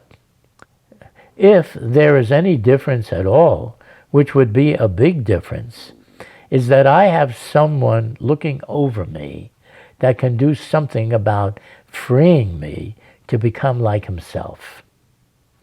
In this regard, there are many others too who he is caring for. I am not alone, and I can see more and more of us getting under his wing. Today the sun shines. Tomorrow it may rain, but whatever it does, I remain the same. Nature goes about its business, and I go about mine. I may wonder about my future in the world. Whatever it is, I remain the same. There is a sameness in me that never changes. I need to get to that.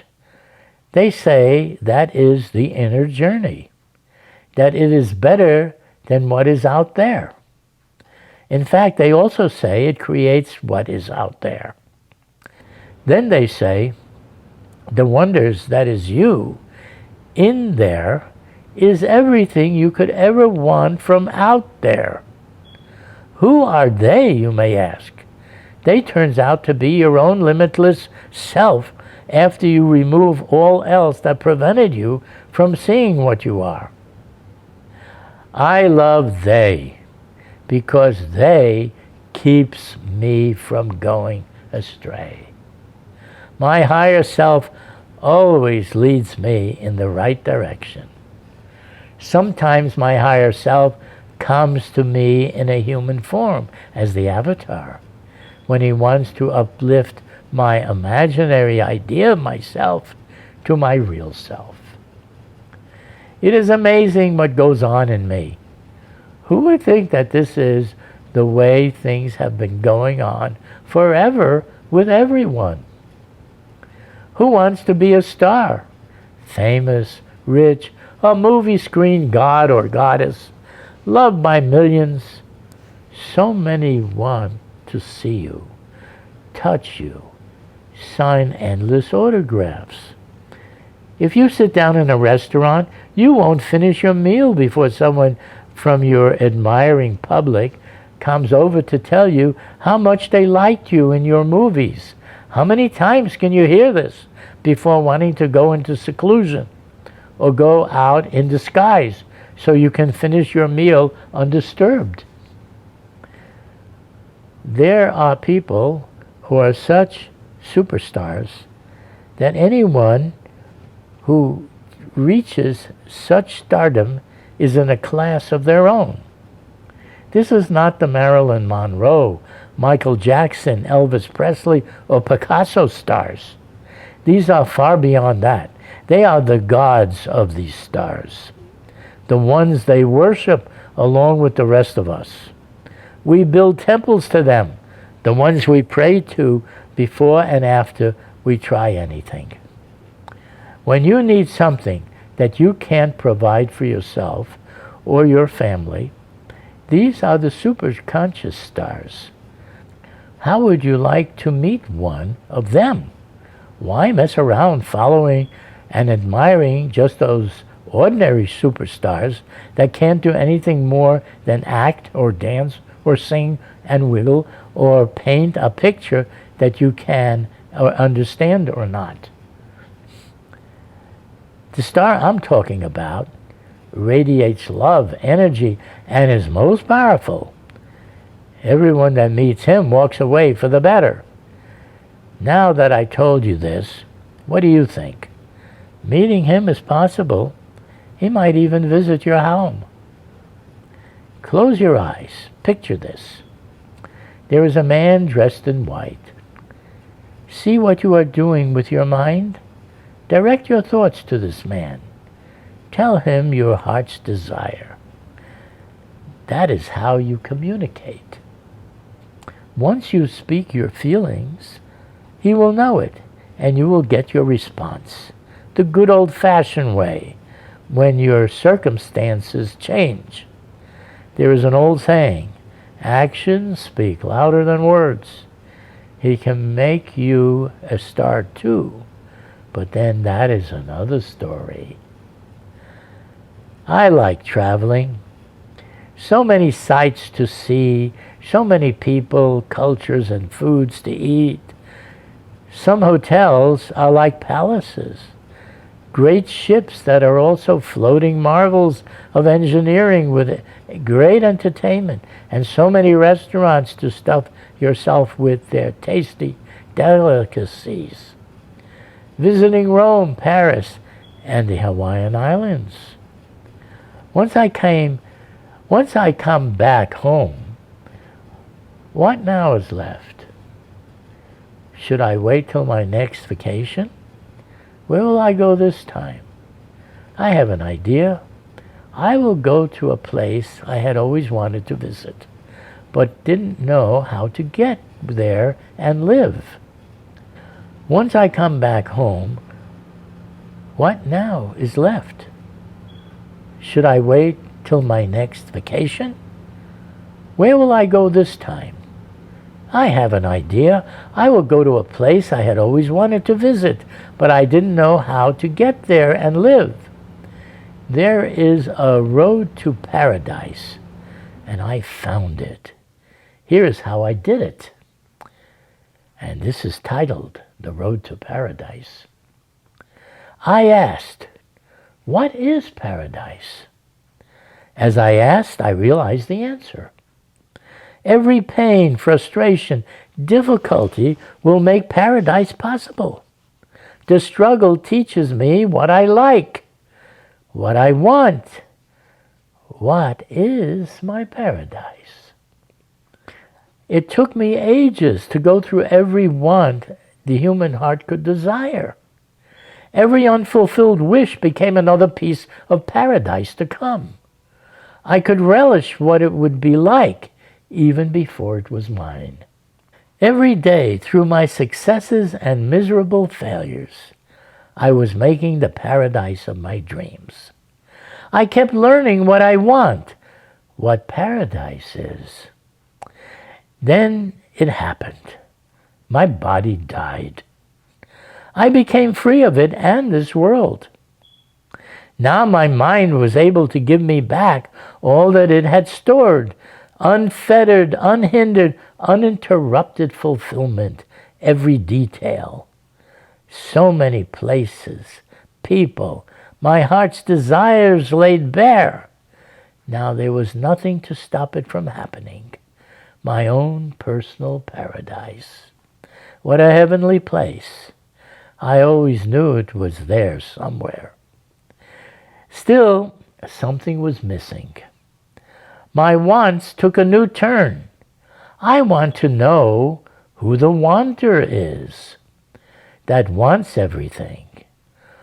Who could I turn to for this? Who could answer such a question? That's when you came into my life. You asked me what I want. I heard that there was a master who would not take a disciple till he had experienced all the worldly desires. Then if he would give it up, he was ready to have the one want, to know the wanter. This was the last want that could only be had when all others were finished. Finally, when that want was fulfilled, there would be no more wants. Then the real paradise would begin, when the maker of paradise is found. Did you ever hear of the mystic arts? There are those who love this. They are just ordinary people who don't want to be ordinary like everyone else. They want to do things that no one else can do. There is nothing unusual about this. I haven't met anyone that wouldn't like to do this too. What is the mystic arts that is so attractive? You can do things that look like magic. You can make doors open just by waving your hand. You can even make things float in the air, including yourself. You can see things far away that others can't see. You can run faster than anyone else if you want to. You can make the roulette wheel stop where you want. You can also be at peace and feel wonderful for as long as you like. You can keep everything a secret so no one knows of your special abilities. It is better that way. No one will care about you that much and want to kill you for being the devil. Yeah, there are fanatics in this world. Blasphemy has always been a problem for those guys who think they know it all. Even the great masters who have such powers to create worlds breathing with all kinds of life keep it quiet, lest the ignorant ones get upset and go hunting for you. There is a story about a yogi who also had abilities. He practiced a long time to do that. He heard about someone that was reported to be a master that had a huge following. He lived on the other side of the river. The yogi thought this man is a fraud, so he decided to show this master his powers by walking across the water to where he was. The master was sitting on a wall, and to the amazement of the yogi, the wall with the master on it rose up and went to the shore to greet the yogi. The yogi was shocked. The yogi could not control inanimate objects like the master. He realized that the master was greater than himself and decided to be his disciple. Do masters demonstrate their powers? If there is a reason to help you spiritually to advance towards God realization in order to know your real self as infinite, they will do whatever it takes. There is a real self and an imaginary self. Both can look identical, even though they look alike. You know which is you and which is not. There is no confusion here. When you look in the mirror, you and the image in the mirror look the same, but you know which is real and which is not. The mind is a wonderful instrument. When it is stilled from all movement of thoughts and feelings, then just as a frozen lake can reflect the stars, so the mind will reflect the true nature of the self in all its glory.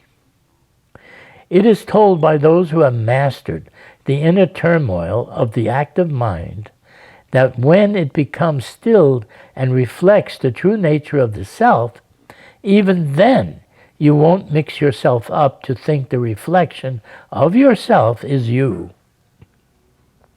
You will always know what is your real self and not the perfect reflection of which your own mind shows you. So this is the path that leads to self-realization, when no God-realized master is there to help. Masters in the state of God consciousness tell you what happens when you experience the universal consciousness they are in. Here is what the Avatar says.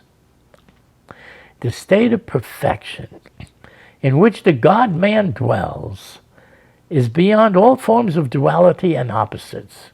It is a state of unlimited freedom and unimpaired completeness, immortal sweetness, and undying happiness, untarnished divinity, and unhampered creativity.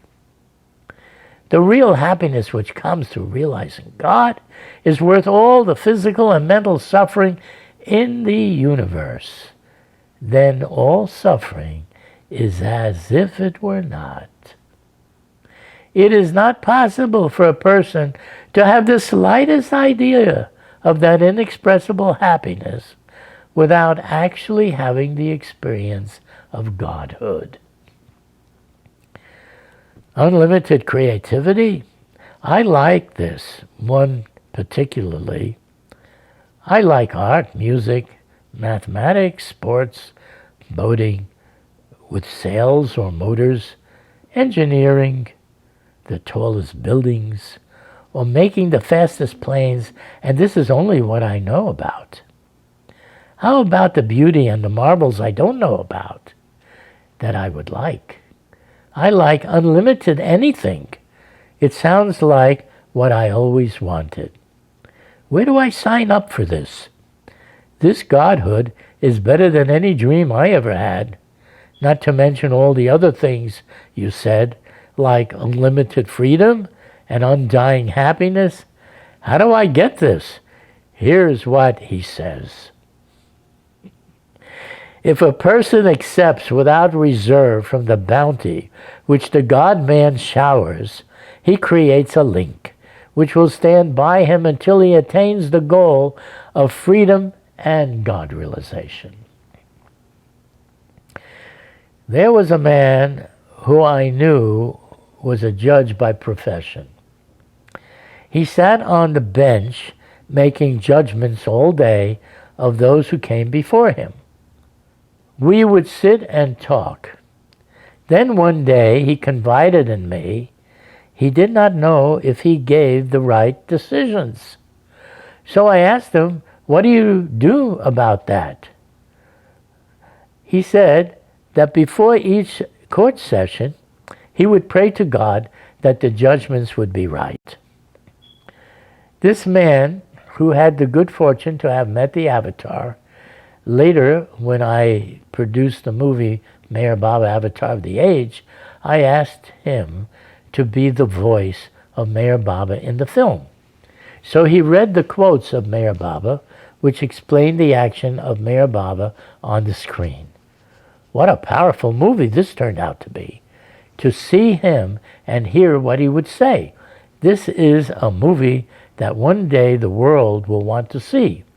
The Avatar himself, in the movie he says, when the word of my love breaks out of its silence to speak in your hearts, telling you who I really am, then you will know that is the word you have always been longing to hear. Silence has always been something that many people have attempted, trying to quiet the mind and find what lies beyond in the heart of the soul. When the great Avatar and perfect masters who have done this tell us what they experience, it turns out to be so wonderful that they want to lead you to what they have. Sometimes they even resort to a verbal silence, like the Avatar in our age had done.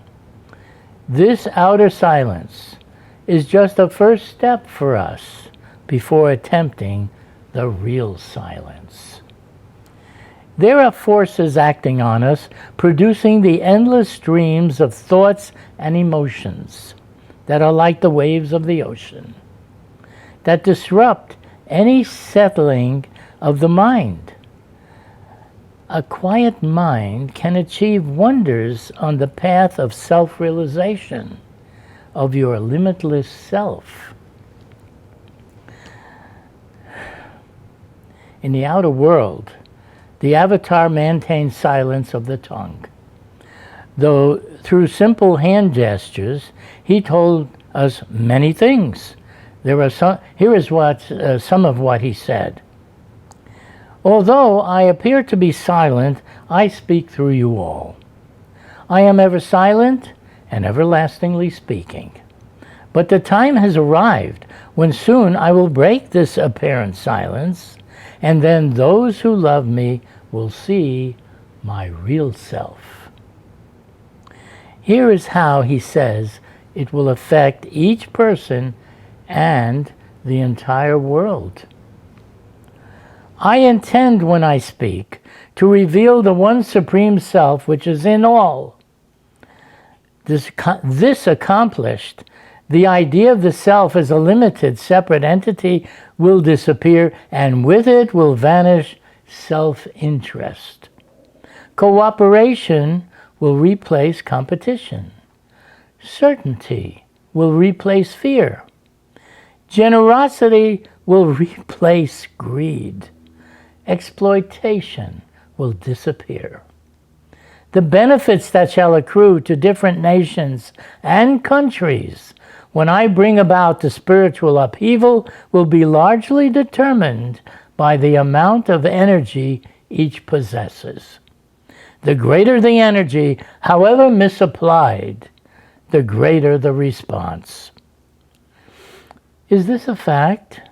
Can he really do this?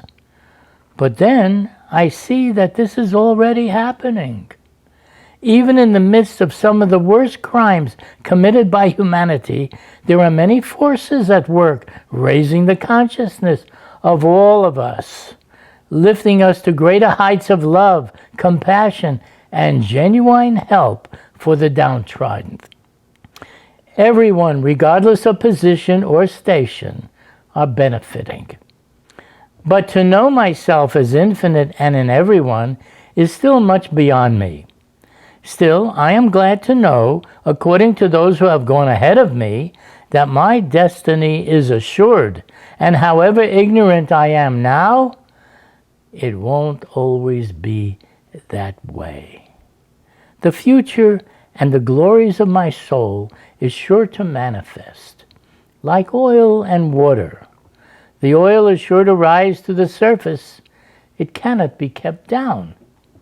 The inner self is the same way. Everything that is in us will come out. Such bliss, power, and knowledge that is submerged in this unconscious silence will come out into consciousness. We are destined to live out lives as a complete being. Then God will no longer be just a name, but a consciousness that we can all share. My sweetheart has not been well. She looks at TV most of the day to forget her pain. Her body has stomach aches, so it's hard to eat food, and her leg is in pain from the surgery they did on it. Who says the gross world we live in is an easy place when these things happen? Nothing lasts. Bodies are also perishable. But when they are young, they are much more suitable to live in. You can jump, run, play, all sorts of games, ice skate, and spin like a top. Now the crunch comes. Your body is getting older. It's wearing out. You thought it would never happen to you. I was born, no thought about getting old. Now is a good time to find out you are not the body. You're a visitor. Bodies are dispensable. I hate to leave it once I'm in it. Even if I get killed, I keep bouncing back, much to the dismay of the murderer. But he bounces back too, even if they fry him in the electric chair. How many times do I have to go through this routine? Disease, accidents, thousands dead on the battlefield, including me, suicide too, or just ordinary old age will finish you too. Nothing is sacred. A bug can bite you and the poison will kill you. Well, in view of this, are you going to worry? Just remember what will help you. First, you can't help coming back again and again. You're in a school. If you can't learn how to behave, getting the best advice from those who have tried what you are still going to try, then this school will teach you by letting you try it yourself. After you do, you will give the same advice to those who come after you. Every school has its grades. Once you're finished learning what life has to teach you, then you're ready to graduate. When you do, you will not have to go to school anymore. Then you're free. You can do what you like. And you're in a world where everyone else learned the same lessons and graduated. No one hurts anyone. Everyone is family, even if you never met them before. You will like unconditional love, just like the masters told you when you were in school. I am a detective. You didn't know that. I don't work for the police or the government. I work for myself and don't get paid. But I am still a detective, whether I am paid or not. I'm looking for something that I heard about. This is not a material object that you could hold in your hand. Some would say it belongs more to the mind. That is why it is so elusive. more so than jewels, money, and position that so many people struggle and fight for. What I am looking for is not as easily available, even though these are things too that may not come easily for so many of us. What I want to find is not in this world or in the container of the mind. I know I will not find it there. What is left? I am a detective, so first I eliminate where it can't be. Now I look at myself. I have a body and mind, but I also have something else. I have me and a consciousness of me. I am using my mind to understand me. How can I do this? How can the mind understand what is not in the mind? I am a good detective, but this is a real challenge. I have to go where there is no mind. I can't use my mind for this. A good detective works with allies. That is why I am a good detective, even if I have to say so myself. My best ally has always broken the same case I am working on. The precedence has already been set. So I went to him to help me find what is beyond the mind. I was sitting with him in the car, and I told him what I wanted to find. He said, "Are you willing to pay the price?" This was not money he was talking about. I thought of being burned at the stake as the price. It was just a thought. He knew what I was thinking. Then he let me know he would take care of it. I love this. If you want to find something like I do, get an ally who has done what you want. Smart detectives do not do things alone, even though it may seem that way. What I want is special. Wait till you see me after I get it. I doubt you will recognize me. I doubt I will recognize myself. But then that is the way it should be. Going from limitation to the unlimited is beyond my imagination. No way I could recognize myself when that happens. The future is a place of dreams. It contains all the possibilities the mind can imagine. There are those of us who spend their lives materializing dreams. Better societies, better space flights, better everything. Some dream of a future of an apocalypse, a doomsday, man-made or nature's own way of ending things. For better or worse, the future is always a place we can't help thinking about. Does love have a future? It always has been around in one form or another. Some things just don't change. It's like asking if kissing will end. Not as long as people like it. There is no end in sight for that. Whatever the future will bring, love will still be around. The wise men said, "There is nothing that love cannot achieve, and there is nothing that love cannot sacrifice." Do you know what a ghazal is? It is a love song that tears your heart out. It is all about singing of the torments of the separation between the lover and his beloved. This is a torture that has no equal when it rises up to desiring the Lord of love himself. Once you get caught in the snares of this effulgent beauty, you will suffer a great torment if you are left hanging. How long can you wait to embrace the love of your life? No words will do. Philosophy about love falls flat. Mere talk is dry. Only a singing heart is capable of understanding what I am telling you. Be careful before you sing a ghazal, lest you weep your way to the feet of the Lord of love. All along I have been speaking about love. This is not the same as a mother's love for you, even if you are lucky enough to have such love. It is not love for country or your sweetheart. Better you should not have this other love. It tears hearts to smithereens. Who wants that? So I say, be careful before you sing guzzles to this great oversoul. There is no sympathy for the lover. Only the torture of the longing heart awaits you. You don't know what pain lies before you once you try this. Those who do will not trade it for any pleasure on earth. One would rather die in the clutches of this desperate love than trade it for all the joys of heaven. Such longing burns away all other desires and leaves you with the one desire to find the one you want.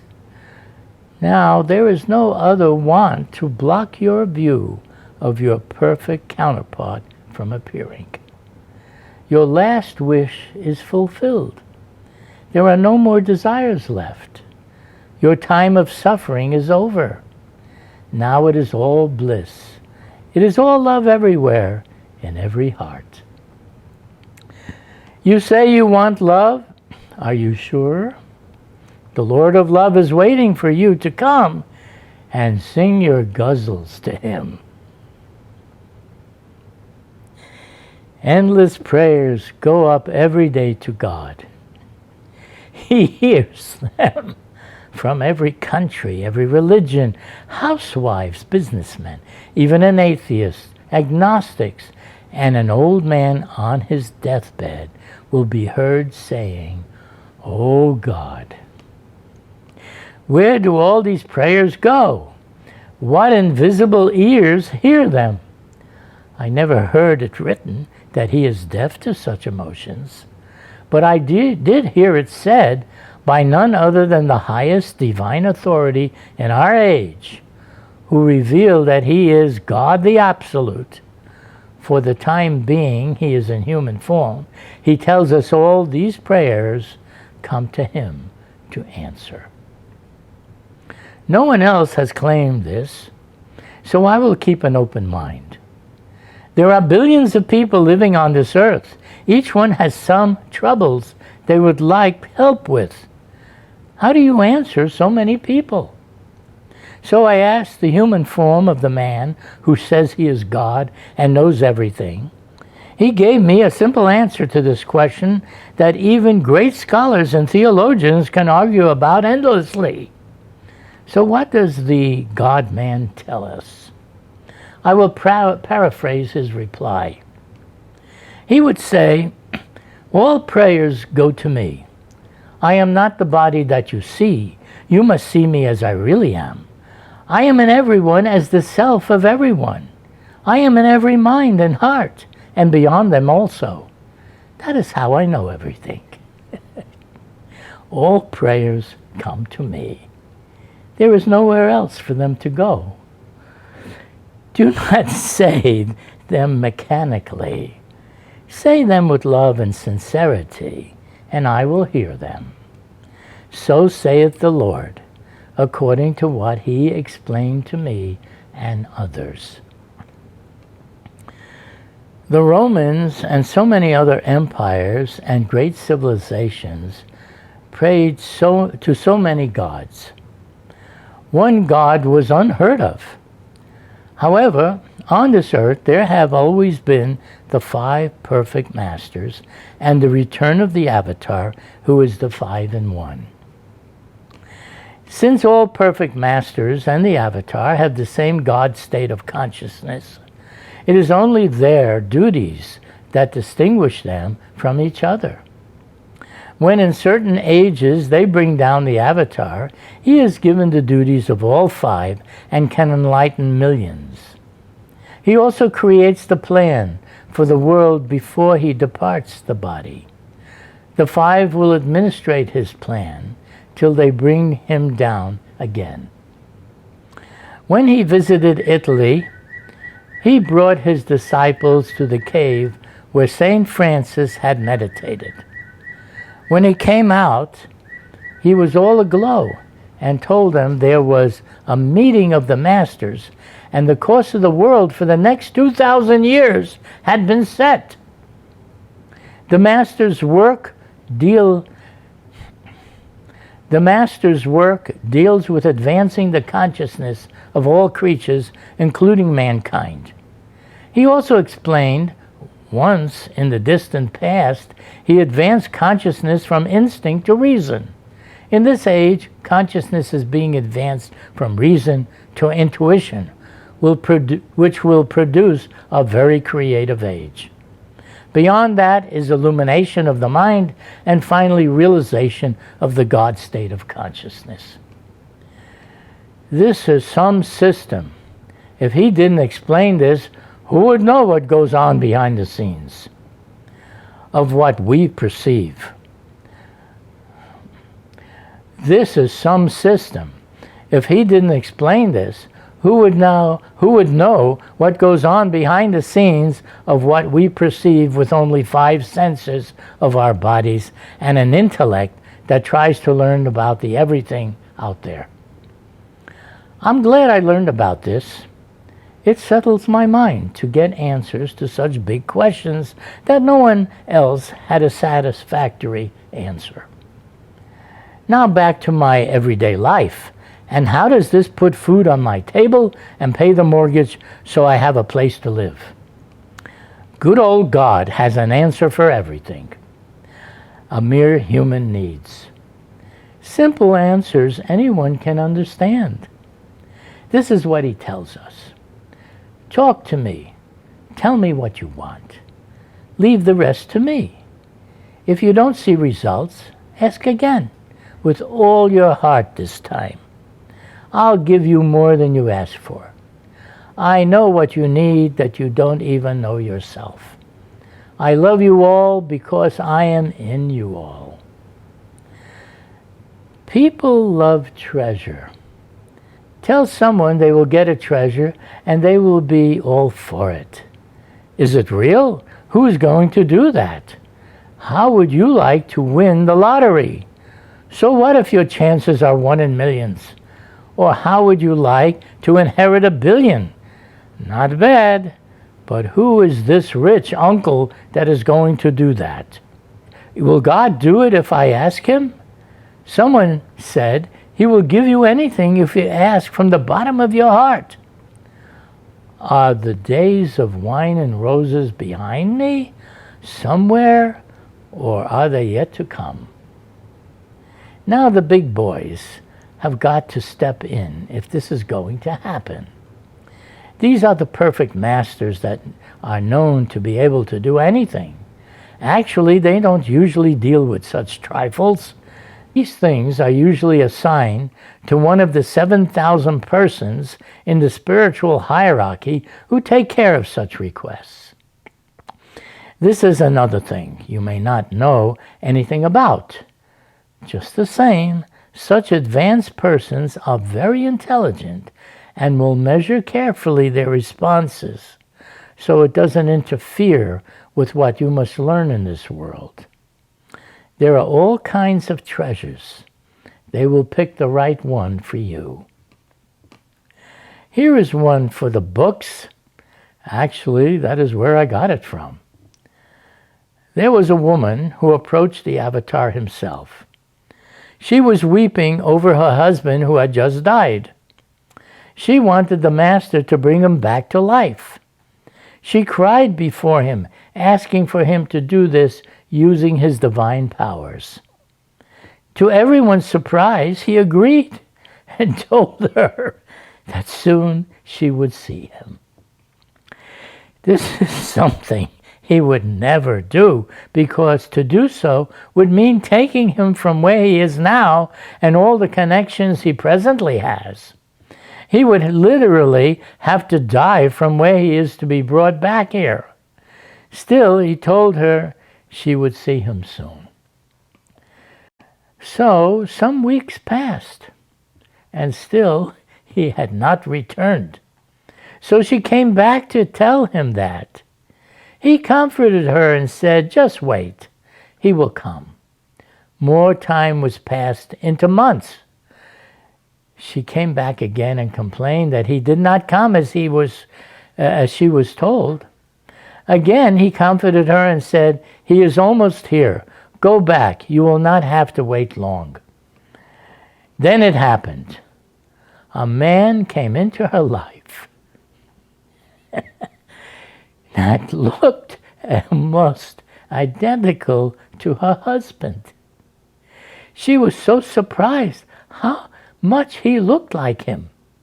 In this way, he satisfied her without disturbing the natural processes that souls must go through in their lives and deaths to progress in each one's personal advancement.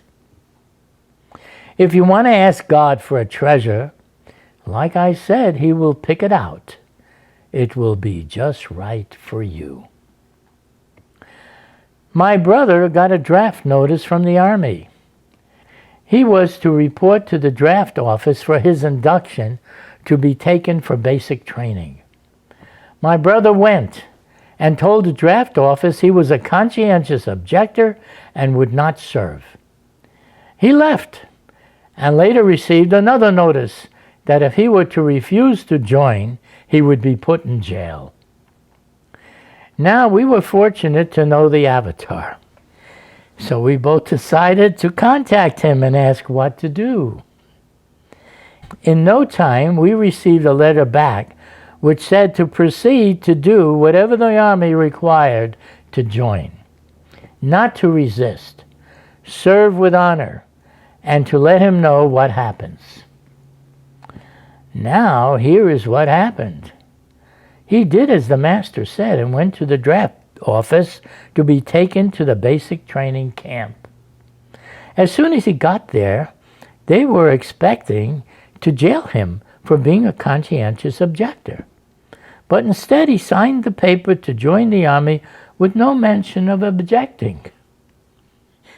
This so surprised them that instead of loading him on the bus to go to the training camp, they sent him to the psychiatrist.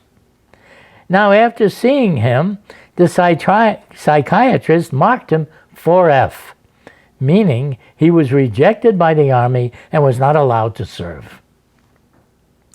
Later, we realized that by doing as the master said, instead of going to jail, he got freed from military service permanently.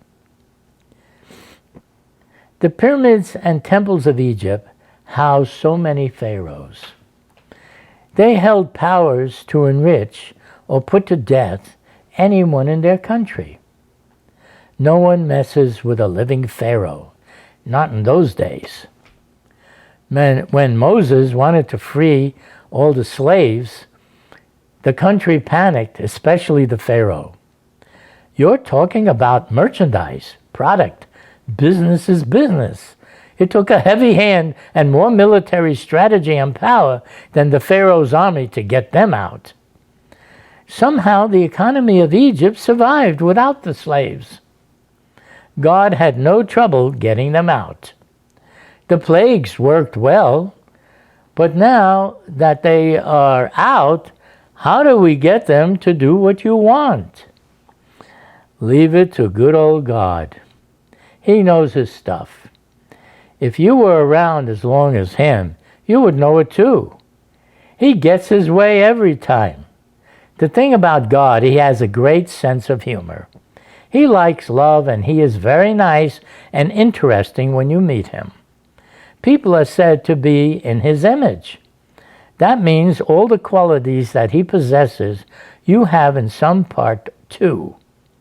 Our job is to build on that till you become complete with all the qualities developed.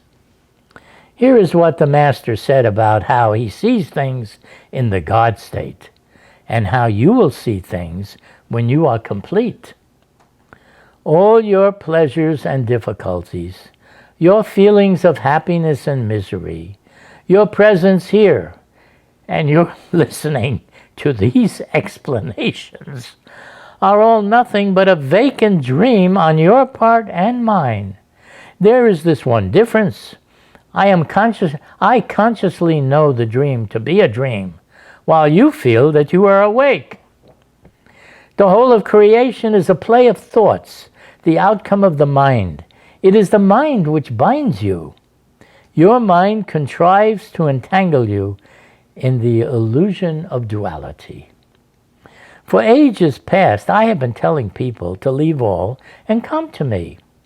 That alone is the way to liberation from all illusion. Meher Baba. It is hard to imagine that my everyday waking life is a vacant dream. That one day I will wake up in the real sense and see it is true that what you say. That my life was a dream I created and was nothing, like when I wake up from my nighttime dreams. This is awesome. I cannot imagine me waking up like that. You will need to make that happen for me to see it as real. The good part is that at least you made me aware that this is due to happen, even if I can't understand it now. Here is a poem that tells my story of the dream, titled The Dreamer. I can't help dreaming. It is something I do a lot. I'm a born dreamer.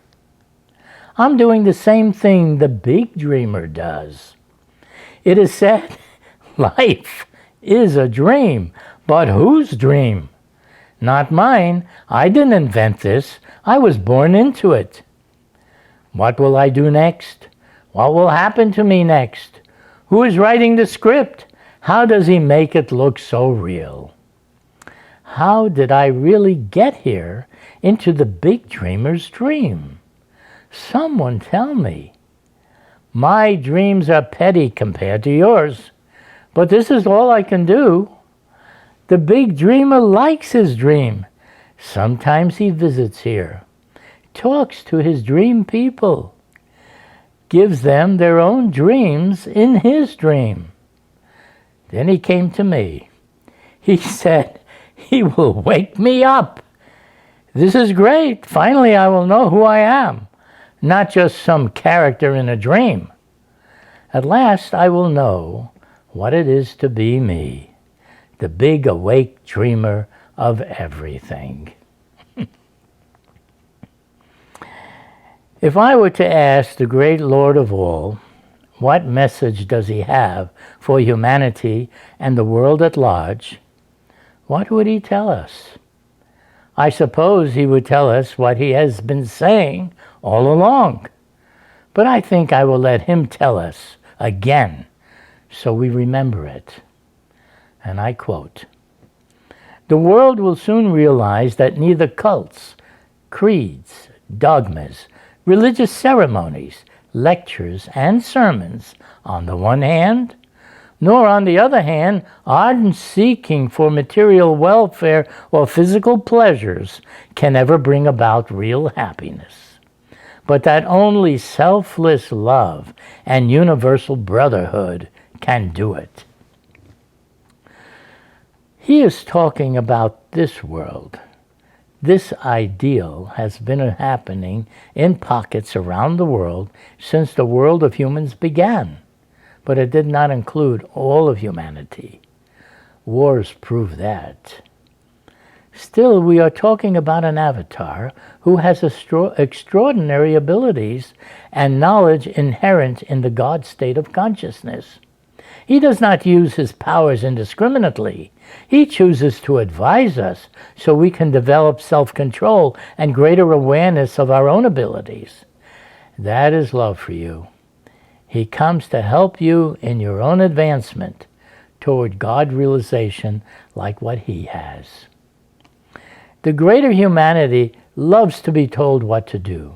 That is why we have leaders, kings, dictators, committees, and presidents. Call them by any name, we are born followers. Good guys and bad guys, we follow them all. This is nothing new. We have been doing this for ages. It is amazing what power, money, and prestige will produce in the way of leaders. It is also amazing how many will follow such persons. But then the world still needs to be saved. Once in a while, the Great One comes. He comes to this world, but he is not of this world. He is from a place where the bliss of pure happiness and the power to create or dissolve anything resides. He does not need to come. There is nothing in it for him. But if someone needs help, he will help. We are very young in his eyes. So like a father, he comes to help the kids grow up. There is a lot we have to learn. He teaches you by doing it. Book learning can advise what to do, but doing it is what it's all about. He is very intelligent and has a lot of love too. If you're going to follow someone, he is the best one when he comes. Every day I get up from my sleep. I am very happy to do this. I am alive again. Now I can pick up where I left off. Some people wonder how come there are those who are so talented in art or music or science or any of the creative arts, business, or even more. According from what I heard from the masters of life and death, they explained it simply. You pick up from where you left off in your previous life. Just like a sleeping man wakes up and picks up where he left off the previous day, so it is. You pick up where you left off in your last life. Whatever abilities you developed in your previous lives are still with you to be developed further. Nothing you have put effort into before is lost just because your present life ends. That is why one person like a Mozart is a young musical genius and can write symphonies at such an early age. General Patton was one of the best generals in World War II. He remembered being a Roman officer. He even pointed out a field in which he won a great battle at that time. It takes a few lives practicing a particular profession to become exceptional in a future life. Perfect masters, on the other hand, are at the source of everything and can express perfection in anything. Great books have been written, telling the world so many great stories of love, science, new cultures and places no one knew existed. All this to make you wonder about the wonders of this planet, harboring all kinds of life, from the microbe to plants, animals of every kind and species, to us humans. And that is just the beginning of our tour. Libraries filled with books by the millions. Who can read all this, no matter how interesting they may be? How can I get to the bottom of this? This is a pile of words that could reach to the sky. Even the sky might not be high enough. Thousands of years of words in so many languages, some written even in stone, most not, most just said. When God gave his commandments, even that was to be written in stone. That too started a flood of words, sounds people make, preaching what no word could tell. It was all about action, what to do, not say. The great avatar Meher Baba in our time kept the silence. It had many meanings. From this silence, much was explained to the world who knew not silence and what is found there. He was able to speak without words. Through simple hand movements, he would reveal many secrets about the universe that even scientists would ponder over.